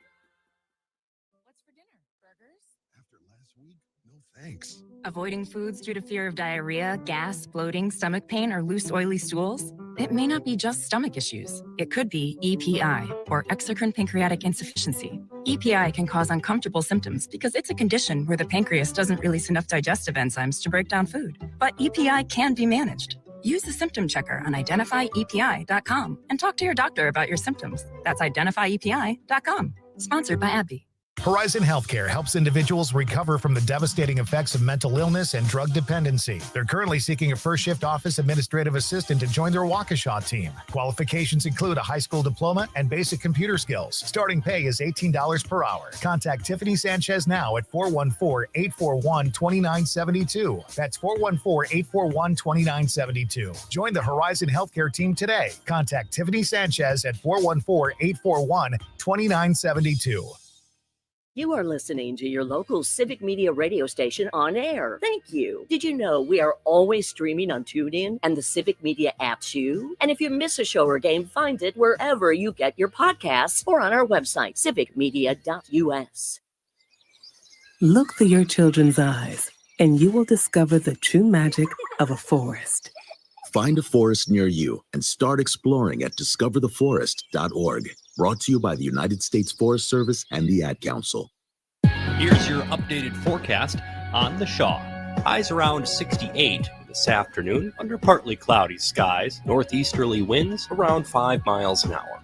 Mainly clear tonight, 46. Mainly sunny skies and calm again tomorrow. Highs around 76. Temperatures a bit above average Thursday and Friday with highs in the mid-70s. Scattered showers possible both days. For Civic Media, I'm meteorologist Erik. Currently, it's 61 degrees. WAUK 540 AM, Franklin's choice for news talk radio. Streaming 24/7 at WAUKradio.com.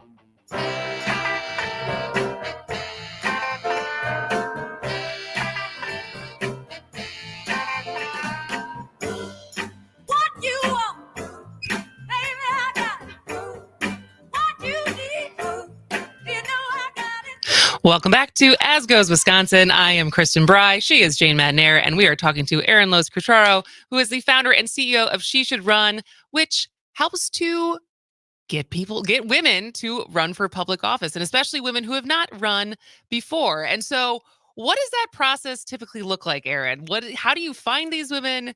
And once they say yes, what is the kind of support that the organization gives them? Yeah, I love the question.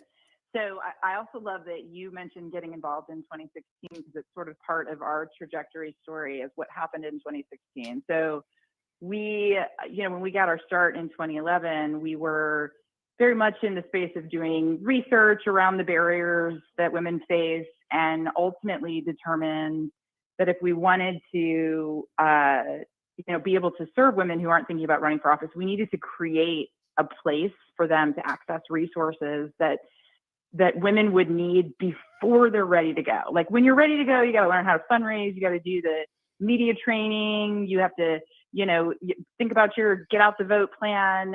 But if you're not thinking about running for office, those things don't mean anything to you. So we built out in 2015 in anticipation of what we and most of the country thought was going to happen in the 2016 election, electing the first female president. We thought our work was going to get really hard. We wanted to launch this brand new online program just in time for that.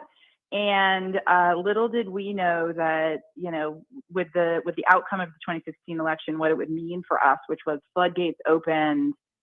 We thought we'd have 100 women in our programs. We had thousands of women within just a matter of months, and frankly, spent years trying to just drink from the fire hose of who was coming to us. And so to answer your question of what that looks like now, as opposed to women just coming to us, we've had to really switch now and say, okay, how do we find the women who are fully representative of the beautiful diversity this country has to offer? We tracked like the 2060 census data on this because we know how diverse the population will be.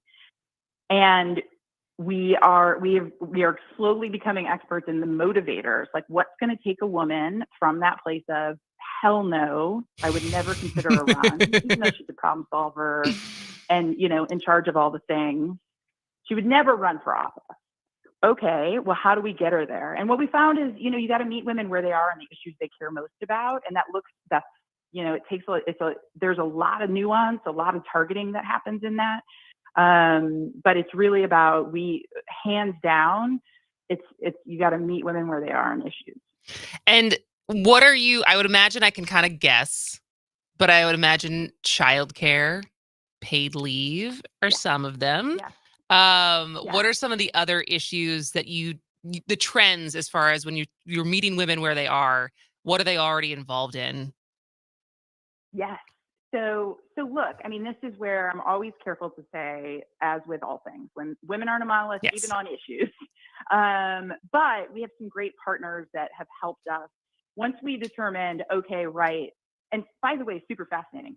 We found in our research that, a general call around, hey, we need more women in office because, by the way, I still believe this, but because women change everything and because there aren't enough women in office, doesn't work. It doesn't work for the woman who isn't thinking about running. And so we were able to say, okay, it's about the issues, but then we partnered with people who are experts on issues. So we partnered around research with YWCA and UN Women. And so the top 5 issues that come up are economic issues. You mentioned some of them around, paid leave and a whole host of issues around the economy. Climate, reproductive health, combating racism, gun violence is another one. I think I got them there, but those are the ones that the majority of women will cite over and over again, and they're wide issues. So, there's a lot to work with there. Absolutely. And so once, as far as I guess just the track record of over 12 years, have you have campaigns in every single state up and down the ballot, or kind of what is the rundown of candidates you guys have worked with? Yeah, it's really fascinating. So in my history, I will tell you, I've worked with all kinds of candidates who primarily were running. When I worked back as a political director, it was primarily working with candidates running for federal office. What's fun about the work at She Should Run is we're pushing pushing hard to make a case that, look, there are over 500,000 elected offices in the country, which is crazy. Which is crazy that there are that many offices. 99% of them are at the local level. Mm-hmm. And so when you want a woman to step into the space for the very first time, you're often in the position of,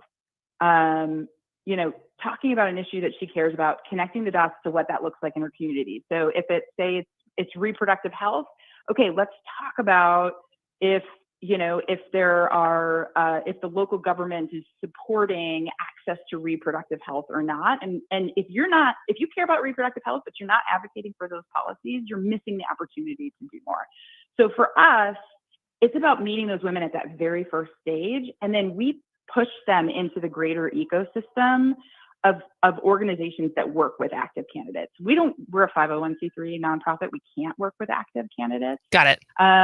Even if they're nonpartisan so it's races? really about women who are, say it again. Even if it's nonpartisan races? So like mayors, city council? Yeah, so we can't make endorsements. Got it. Because for us, it's really about finding the woman and pulling her into the process and then telling her, demystifying all the amazing organizations that do exist. Like, okay, now you're running, you need support, you need money, you need to know how to, build your local network, through your political party.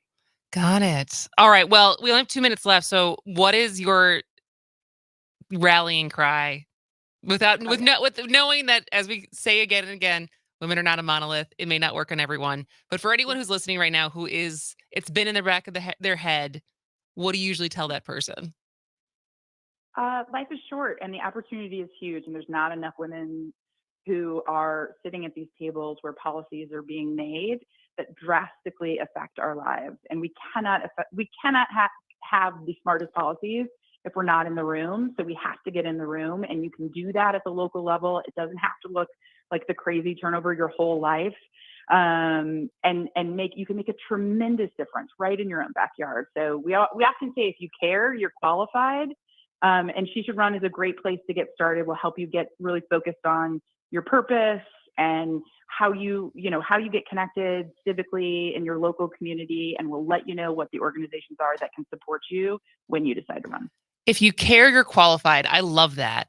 That is so true. That's half the battle sometimes, is just caring enough to show up and then taking the extra step. Well, Erin, Loos, Cataro, thank you so much. This was so fun. I'm going to get your curl routine because you're even curlier than I am. But this was great. I will link everything for She Should Run to our show notes today. And you should think about it. Maybe you should run next. All right. This is As Goes Wisconsin. We'll be right back.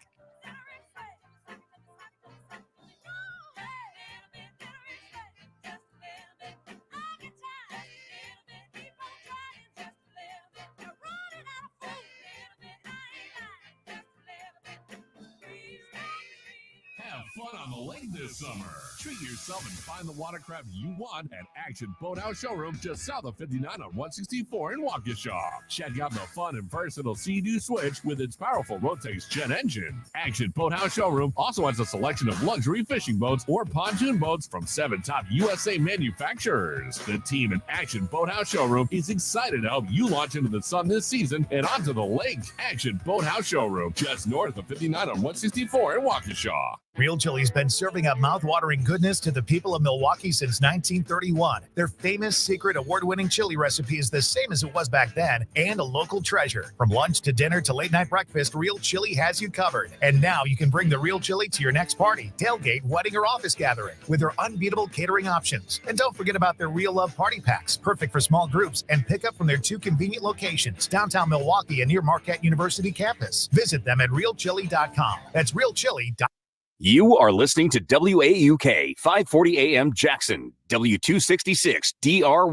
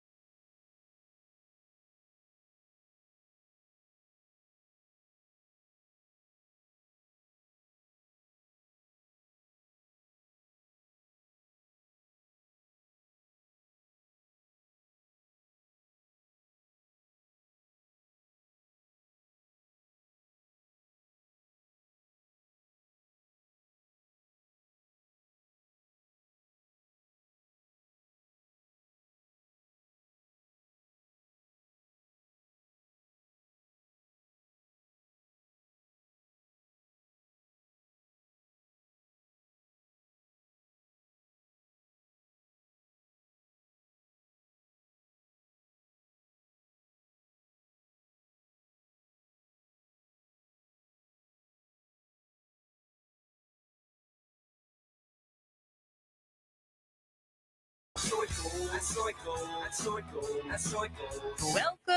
to the 1 o'clock no sour haha funny hour. No sour happy fun time haha power hour. Welcome to the no sour fun time haha power hour. Oh, she did it. I got it. I think she's got it. I think she's got it. By George, she's got it. By George, she's got it. Moving Wisconsin forward, one joke at a time.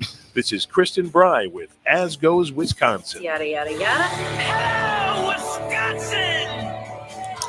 Hello, Wisconsin. Welcome to the 1 o'clock hour, the no sour haha fun time power hour on this Tuesday, May 9th.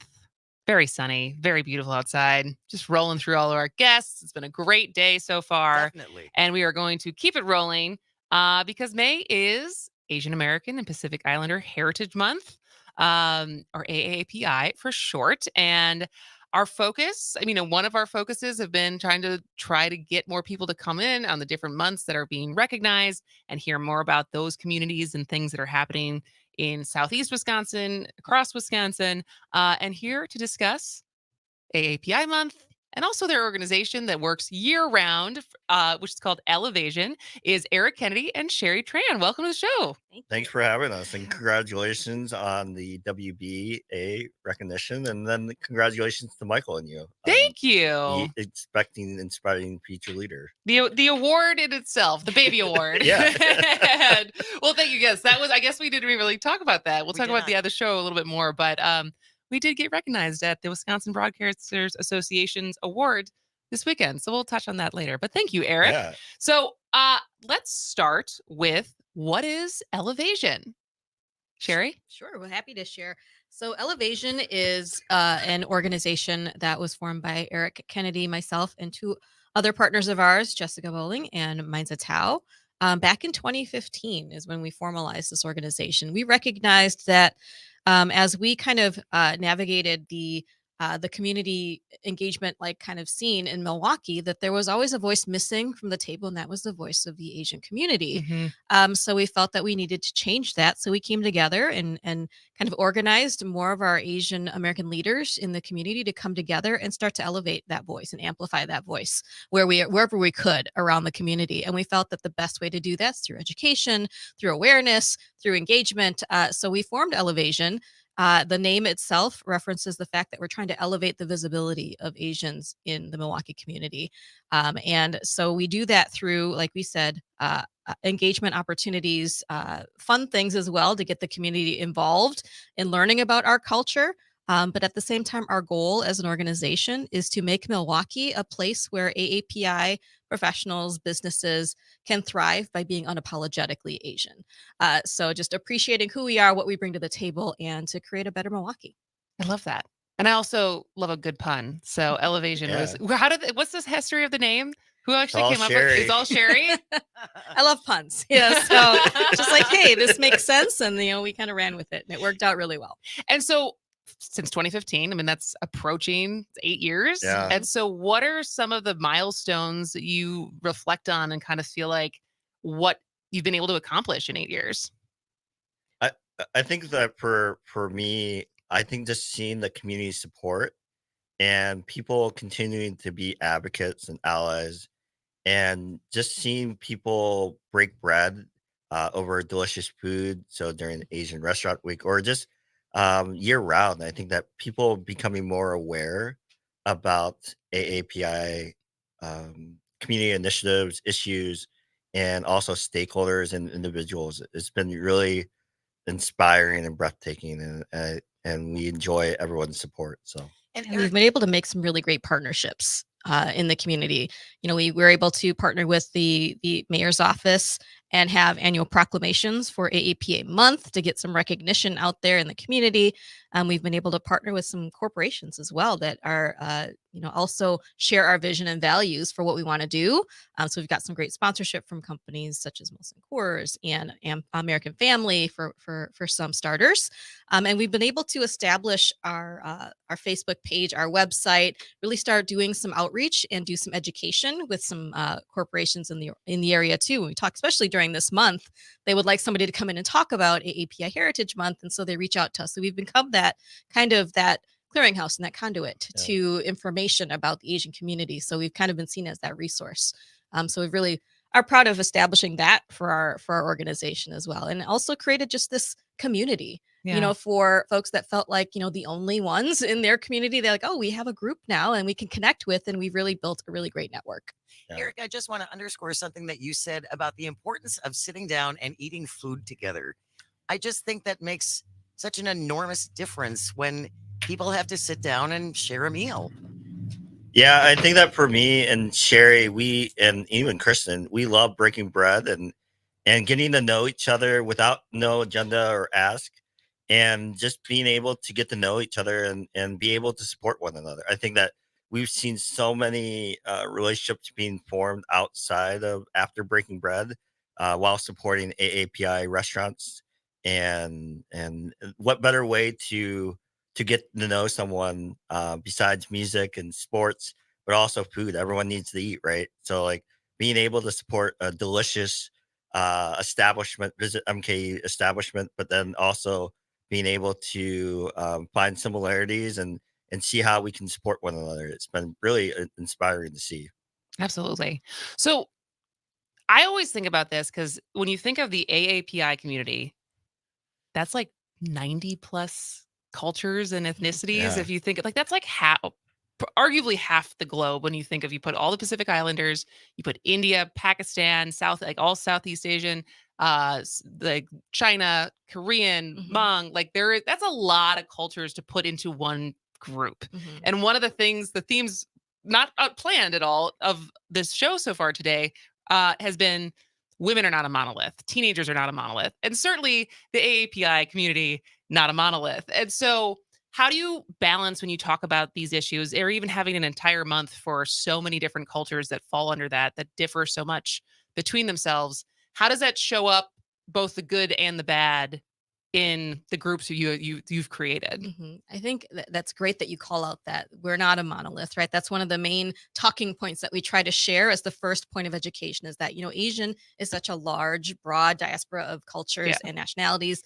And that's the first thing we want people to know, is that there are there's so much diversity within the Asian culture. And we want people to first recognize that. And we try to celebrate all of them as much as we can, what is represented, especially in the state of Wisconsin.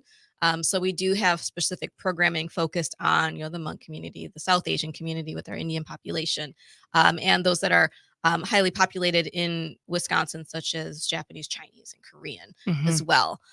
So we try to make sure that we include information about all of those cultures when we're talking about the story of Asian Americans, like in America, right? So that immigration story, we talk about all the different waves of immigration that have come to the state of Wisconsin, and how those communities have impacted our community in great positive ways. So we definitely try to highlight all of those anytime we can. Yeah, absolutely. And speaking of being a little bit more aware of Asian American history, I know that this has been, we've talked about it a couple times on this show, but an ongoing, I'll say, fight or effort in Madison to try to incorporate and require more Asian American history curriculum in our schools. Because I actually learned this a couple weeks ago when we were talking to Milwaukee Turners. They were doing a big event, and that in legislation, there was like 1 year basically where Black American, Jewish American, all these different cultures, there was legislation that we're going to include this.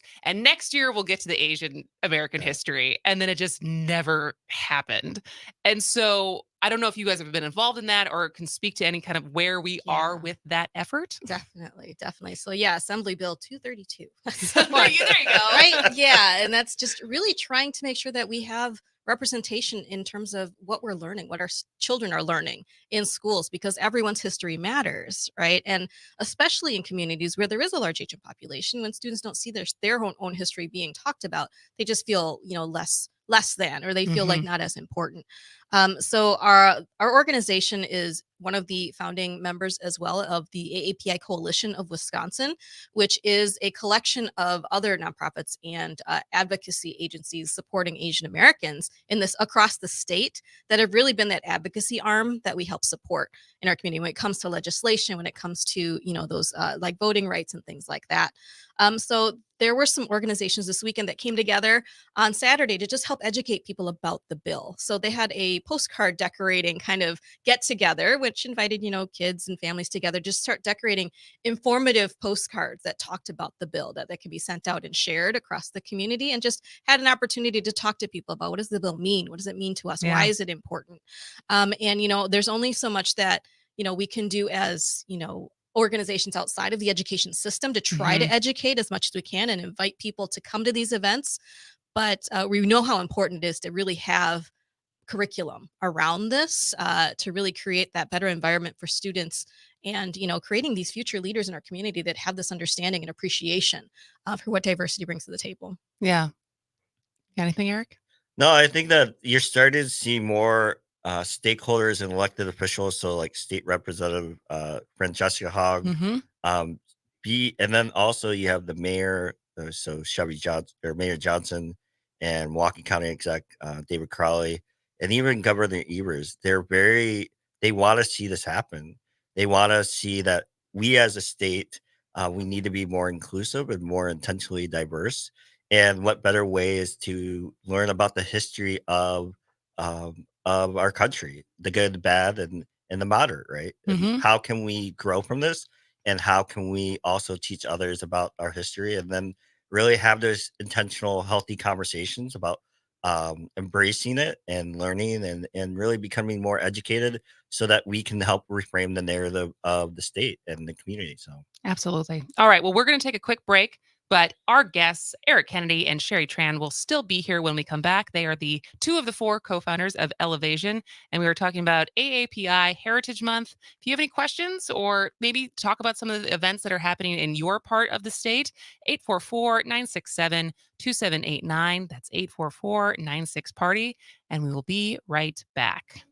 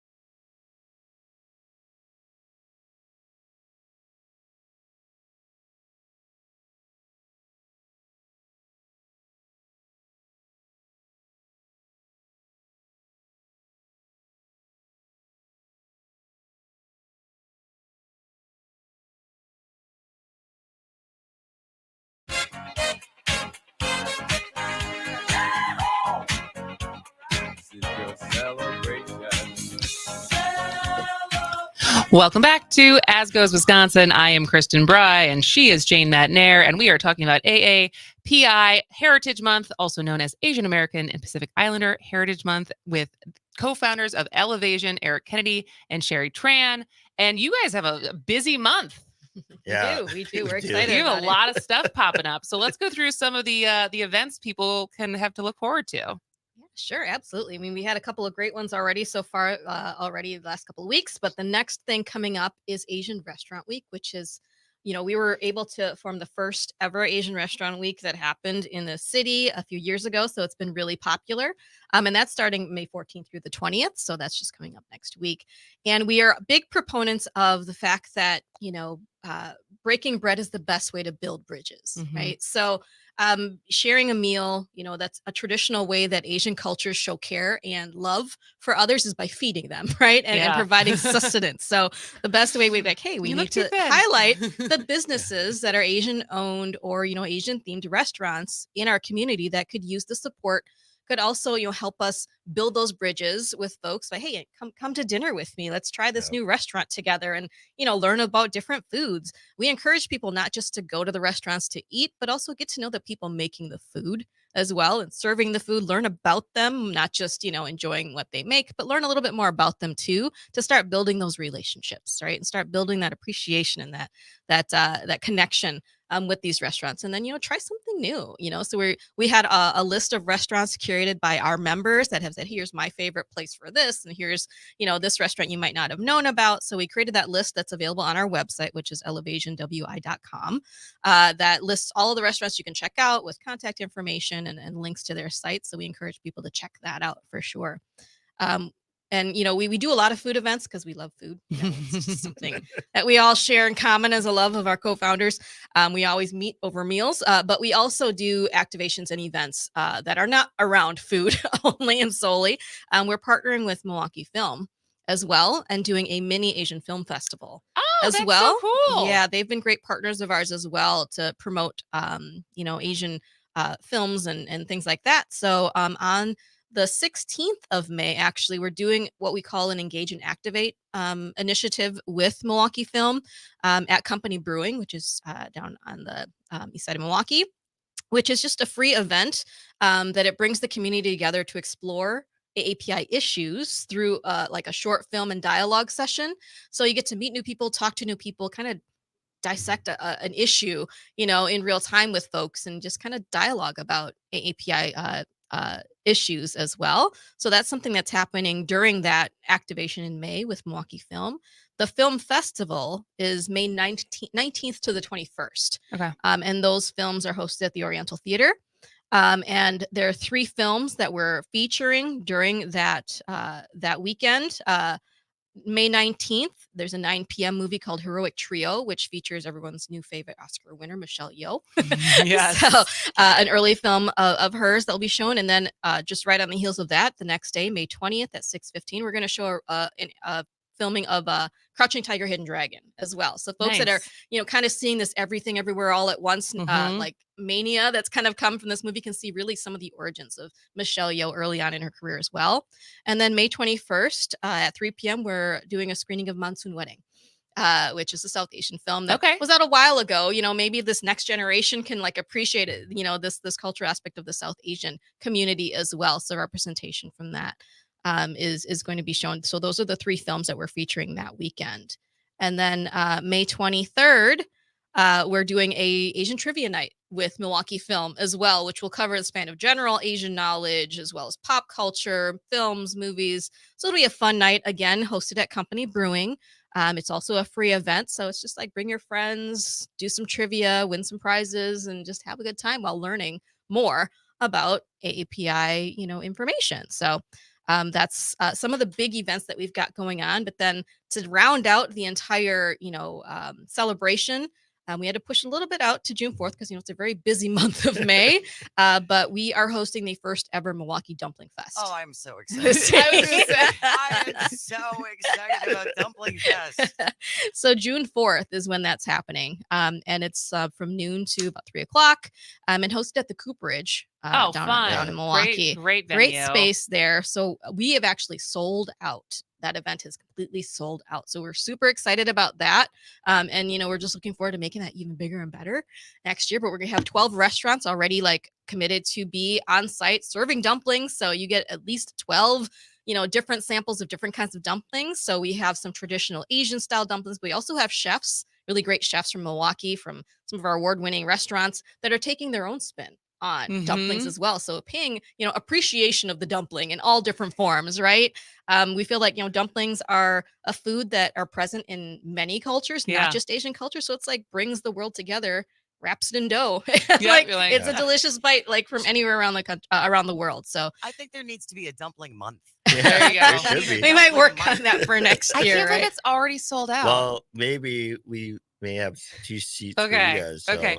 But it makes so much, the dumpling thing makes so much sense because you think about Taco Fest and there's a bunch of different taco trucks and they're all different and people show up to that, or Wing Fest. You just put the variations of food, and people love events like that. And obviously people were yearning. People have been waiting for dumplings. Yes. So and we have some celebrities going to be emceeing the event, and then also the judge or Are you judges. is it a secret? No, not a secret at all. It's out there on our website, mkedumplingfest.com. It's out there. You can see all the things we got planned. We're adding new surprises every day. Adam Public is going to be our MC from Hell's Kitchen fame, Egg and Flour fame. Folks might know him from some of those programs and locations.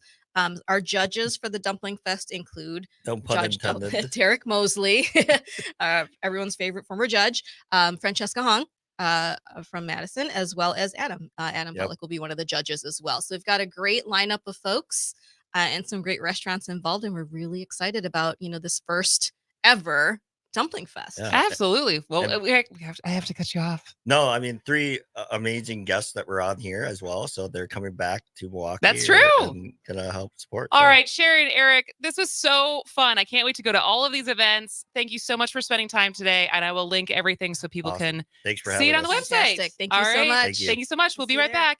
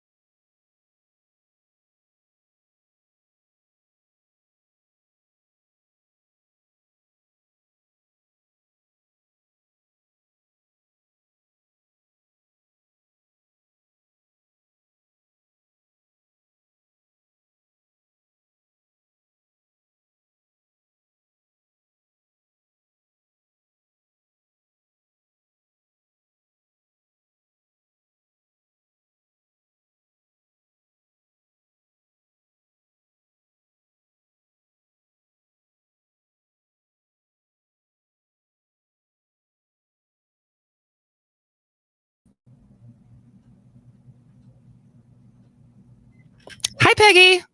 Hello. How are you doing? I'm doing well. How are you today? I'm good. We're just powering through the day. And it's fun because we started with education with Dr. Underly, and now we're ending with education with you. So it's a great bookend. Well, it's an honor to be here joining your listeners. Absolutely. All right. So when we come back, we have about 3 minutes, and we'll talk more about the event. We'll talk about what WEAC does. Maybe we can debunk some of the myths that sometimes people talk about when it comes to unions. Is there anything else you want to make sure we cover? Those are great top lines. Perfect. All right. Well, then when we come back, and then I'll let you go at 1:48. Excellent. Thank you. Perfect. All right.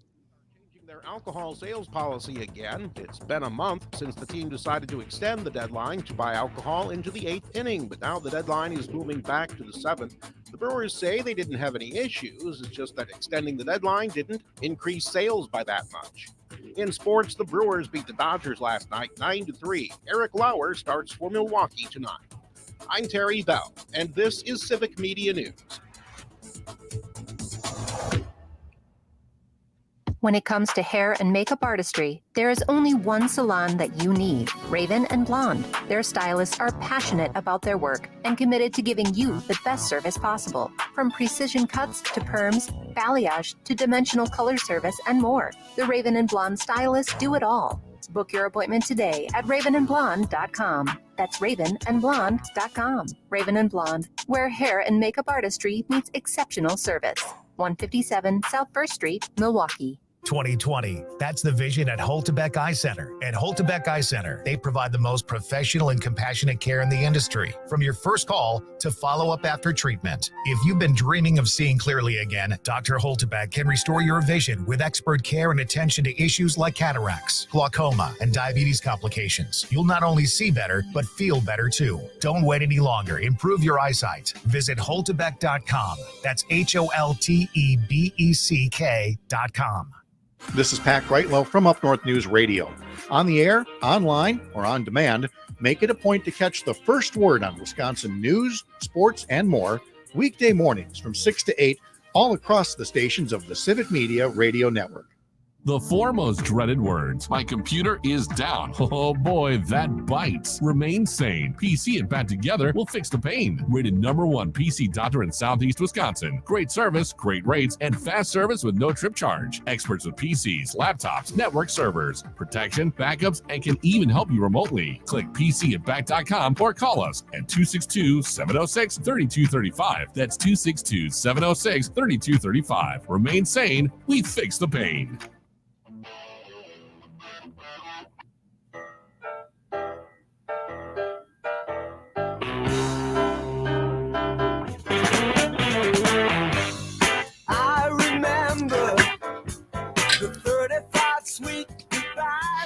Welcome back to As Goes Wisconsin. I am Kristen Bry. She is Jane Matnair, and we are bookending today's show since it is Teacher Appreciation Week. And we love teachers. We started with education with Dr. Jill Underley, and we're ending with education with Peggy Wirtz Olesen, who is a teacher and also the president of Wisconsin Education Association Council, also Wisconsin's teacher union. And we're so excited to have you here to talk about WEAC, but then also to talk about this weekend, the Rally for Public Education happening at 2 p.m. at the Capitol. So welcome to the show, Peggy. Well, thanks for having me. So I'm going to definitely headline, not quite this weekend, the weekend after, Saturday, May 20th, at 2 p.m. at the Wisconsin State Capitol, where we will be having a rally to support Governor Evers' budget. Sorry about that.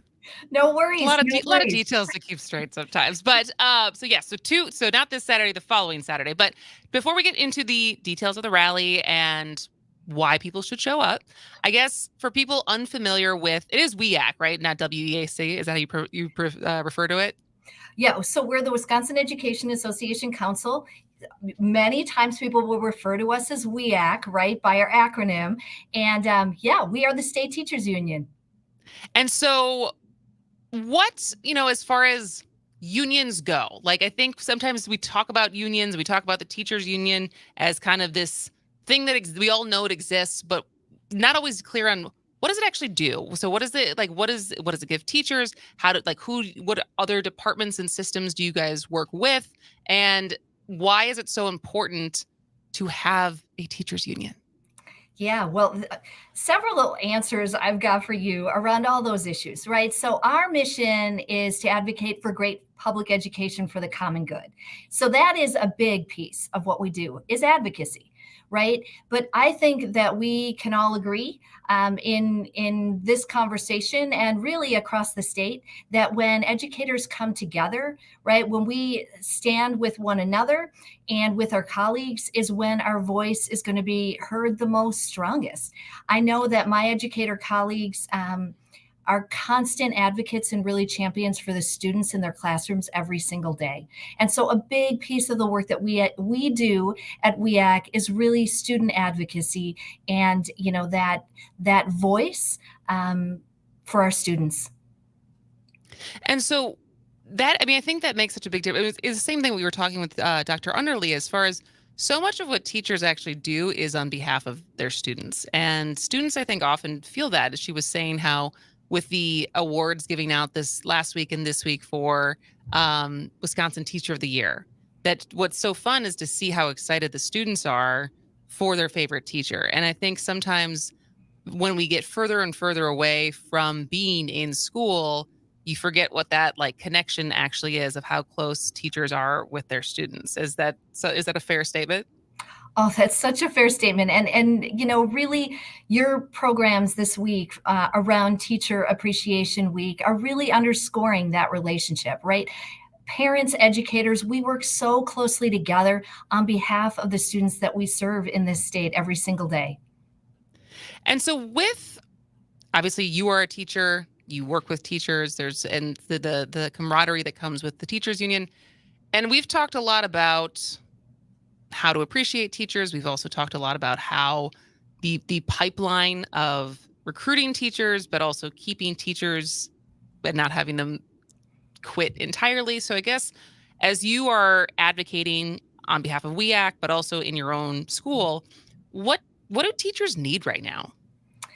Well, I've heard others, talk about this poignantly this week, right? So in order to appreciate educators, our actions speak so much louder than our words, right? So the rally that we're talking about on Saturday, May 20th is really about passing a budget that's going to fully fund our public schools. So in terms of what educators need right now, they need full funding supports, in terms of the advocacy for our students, mental health supports.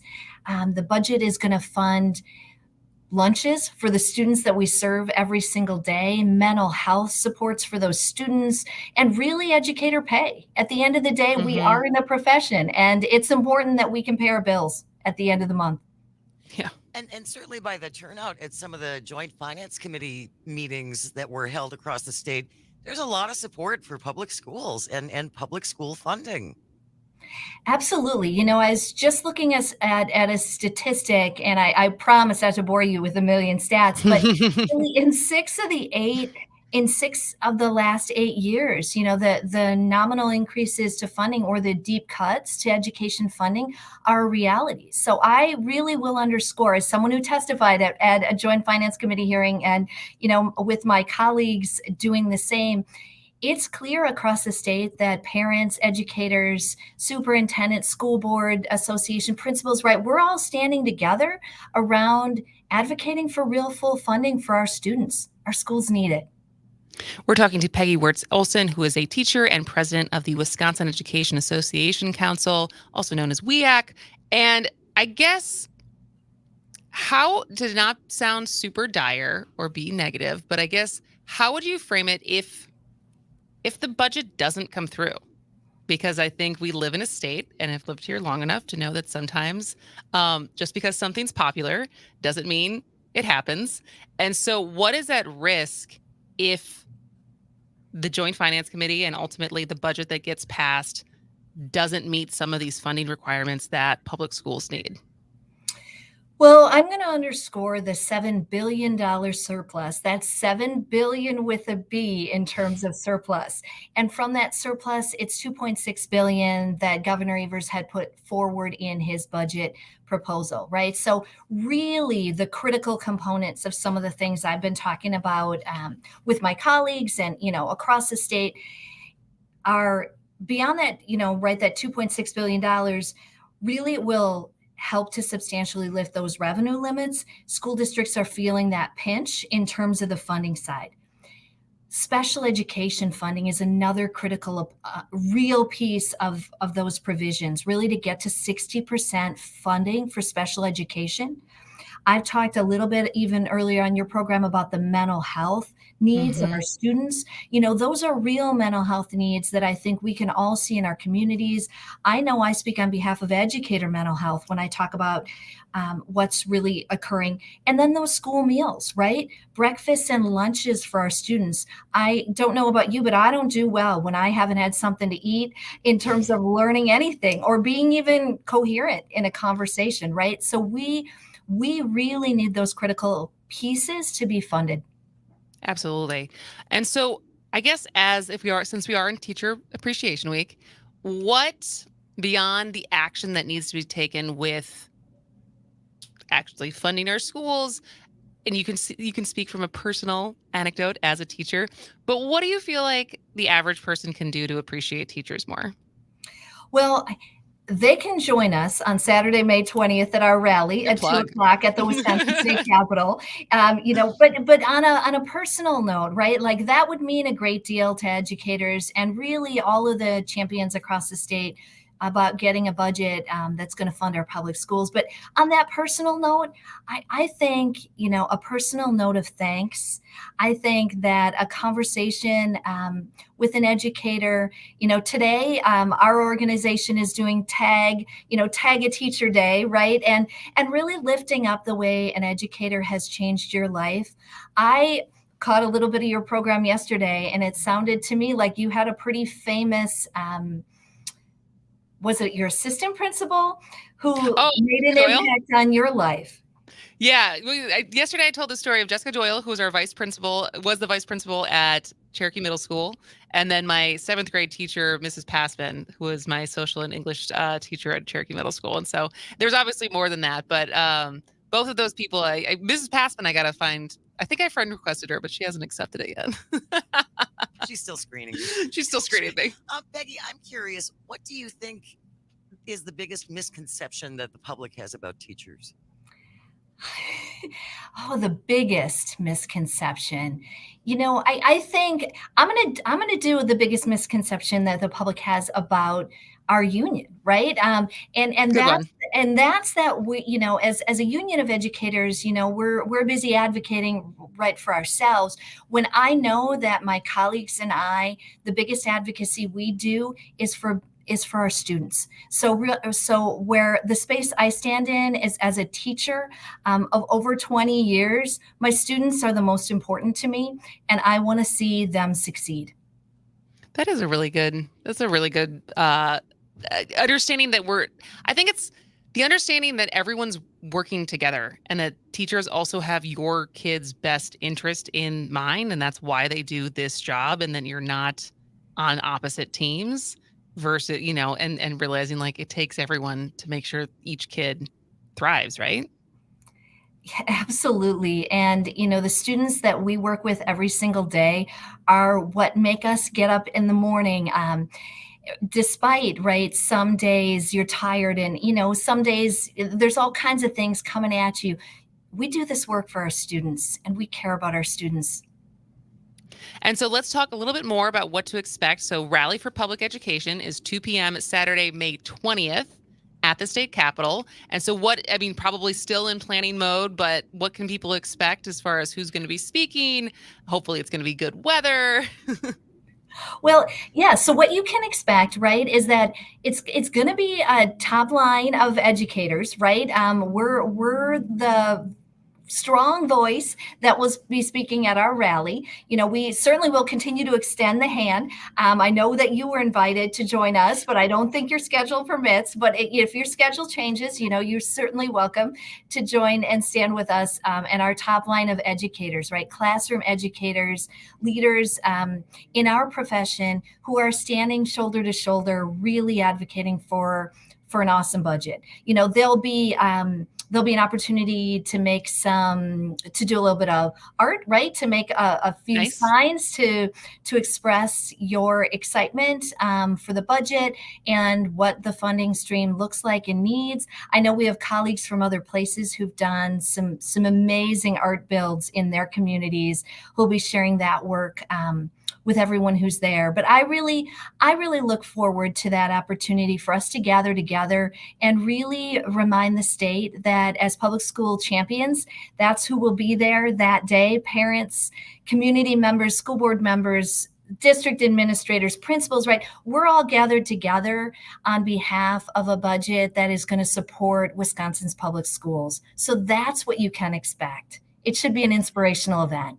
Absolutely. And for people like me who maybe can't make it that day, but still want to support public schools and rally for public schools, outside of the rally, would you suggest people to either look into or advocate for or get involved with? You bet. Well, I will always encourage you to reach out to members of the Joint Finance Committee and indicate to them your support for your public schools. Share with them, I've top lined the $2.6 billion, in funding, the special education needs our schools have, mental health supports, right, breakfast, those meals for kids. Indicate your desire to have those things funded in our budget. Absolutely. That is a good piece of advice. All right. Well, Peggy Wirtz Olesen, she is a teacher and the president of the Wisconsin Education Association Council. Thank you so much for spending time with us today. We'll certainly put all the information for the rally on our website, so people can go find that in the show notes on asgoeswisconsin.com/listen. But thank you for your time today. Thank you. And thank you for your work around elevating teachers this week during Teacher Appreciation Week. Yeah, it's the least we can do, honestly. So thank you so much. Thank All right. you. Well, we will take one more break and then come back and wrap up today's show. This is As Goes Wisconsin.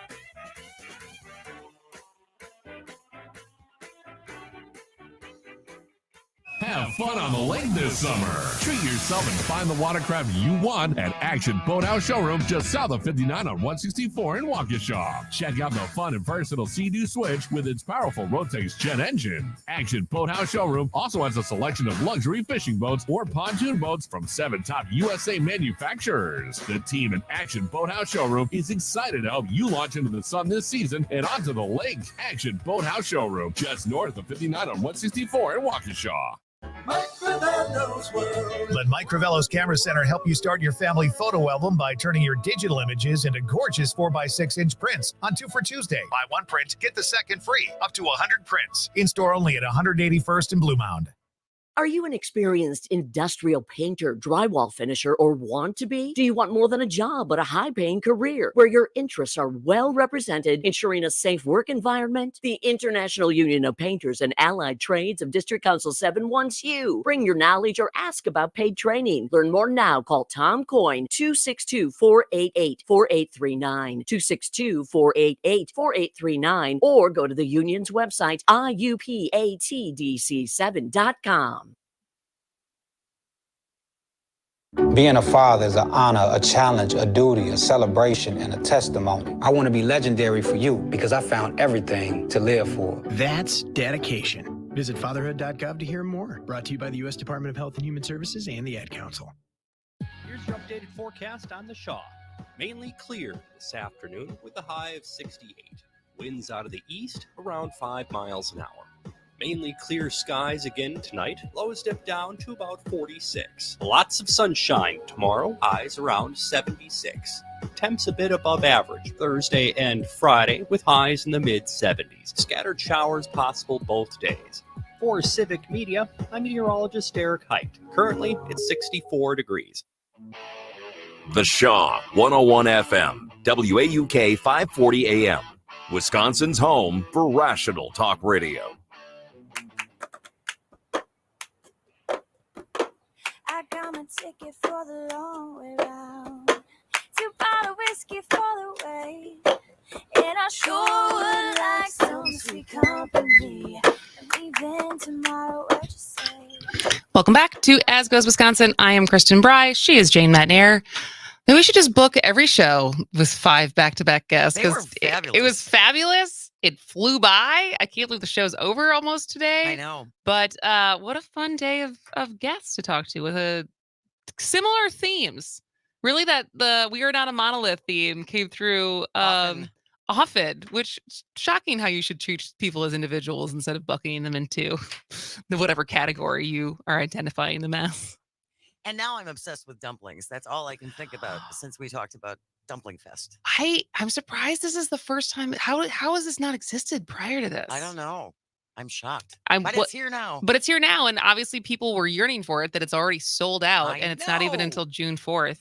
But maybe we'll get the special invite. Let's work on that because we know people. Because now I'm obsessed. But yeah, there's so many things to do. But before I do want to talk about our honor.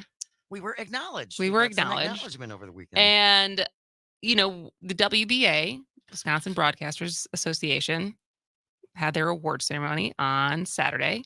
We did not go because we didn't think that any of our stuff that we submitted was going to get recognized. But lo and behold, our interview with Laura Lyons, my good friend, she's been on the show twice. We'll have to have her on soon.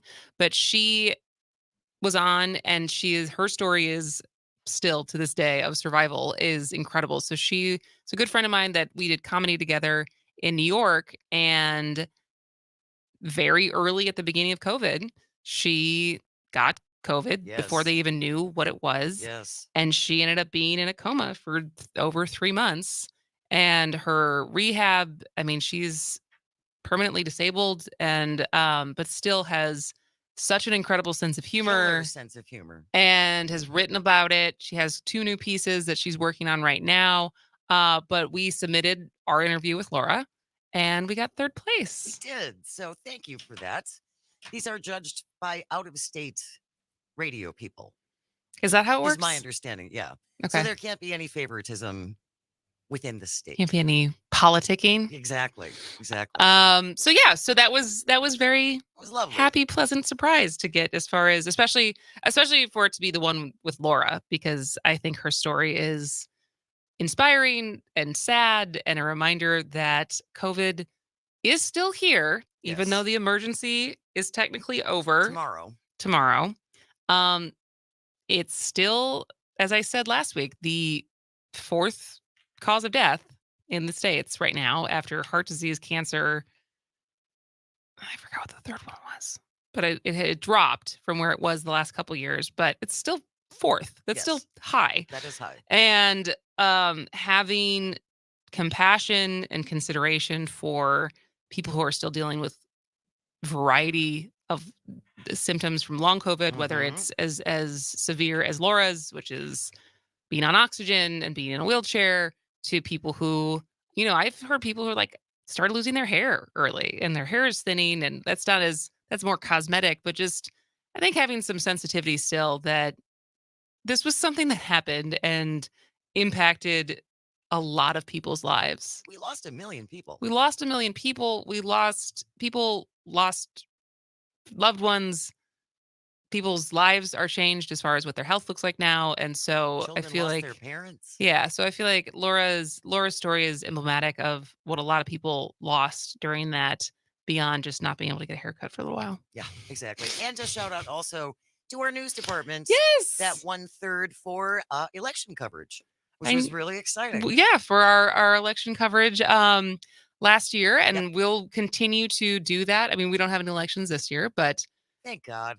I know. You get a break for a little while. It's going to be here very quickly anyway. 546 days. Oh, jeez. That was also part of my speech last night, because I was advocating for, spend some time this year to relax, recharge, take a breath, reflect on maybe the reason why you do this work, to get you inspired to do it again, because it's yesterday was 547 days before the November election of the president, of our U.S. senator, of all of our Congress people. And who knows, if we actually are on that timeline, it could be wild, because if this gerrymandering lawsuit actually moves at a pace where we could have new maps by 2024, that makes the 2024 election potentially wild. Yeah. As far as what could how many competitive seats there could be,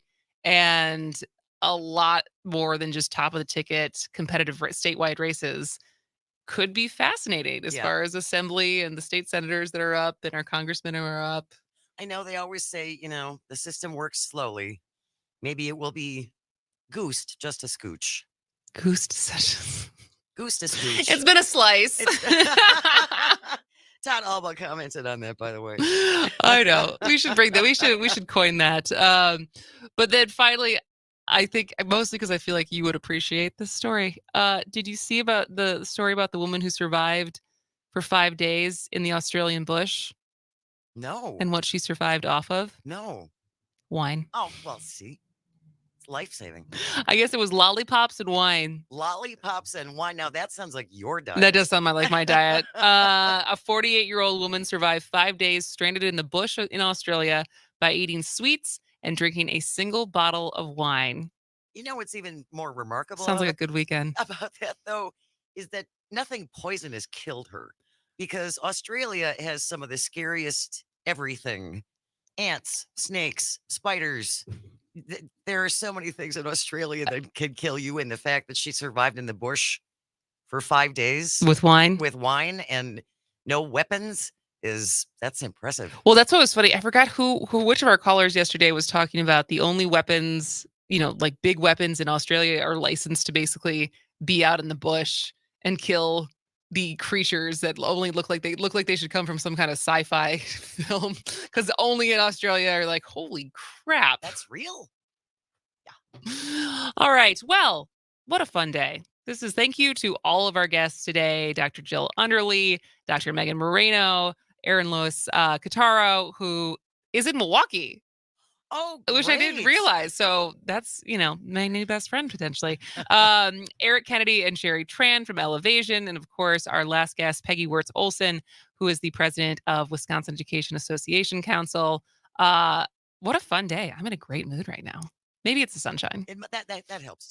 That helps. But we will be back tomorrow with more guests, with more fun topics. As always, we'd love to get your feedback at asgoeswisconsin@civicmedia.us. You can always send us an email, things that you like, things that we should cover. We love hearing from you. But for now, thank you for texting and calling and being part of the show. Come back tomorrow and we'll do it all again. This has been As Goes Wisconsin.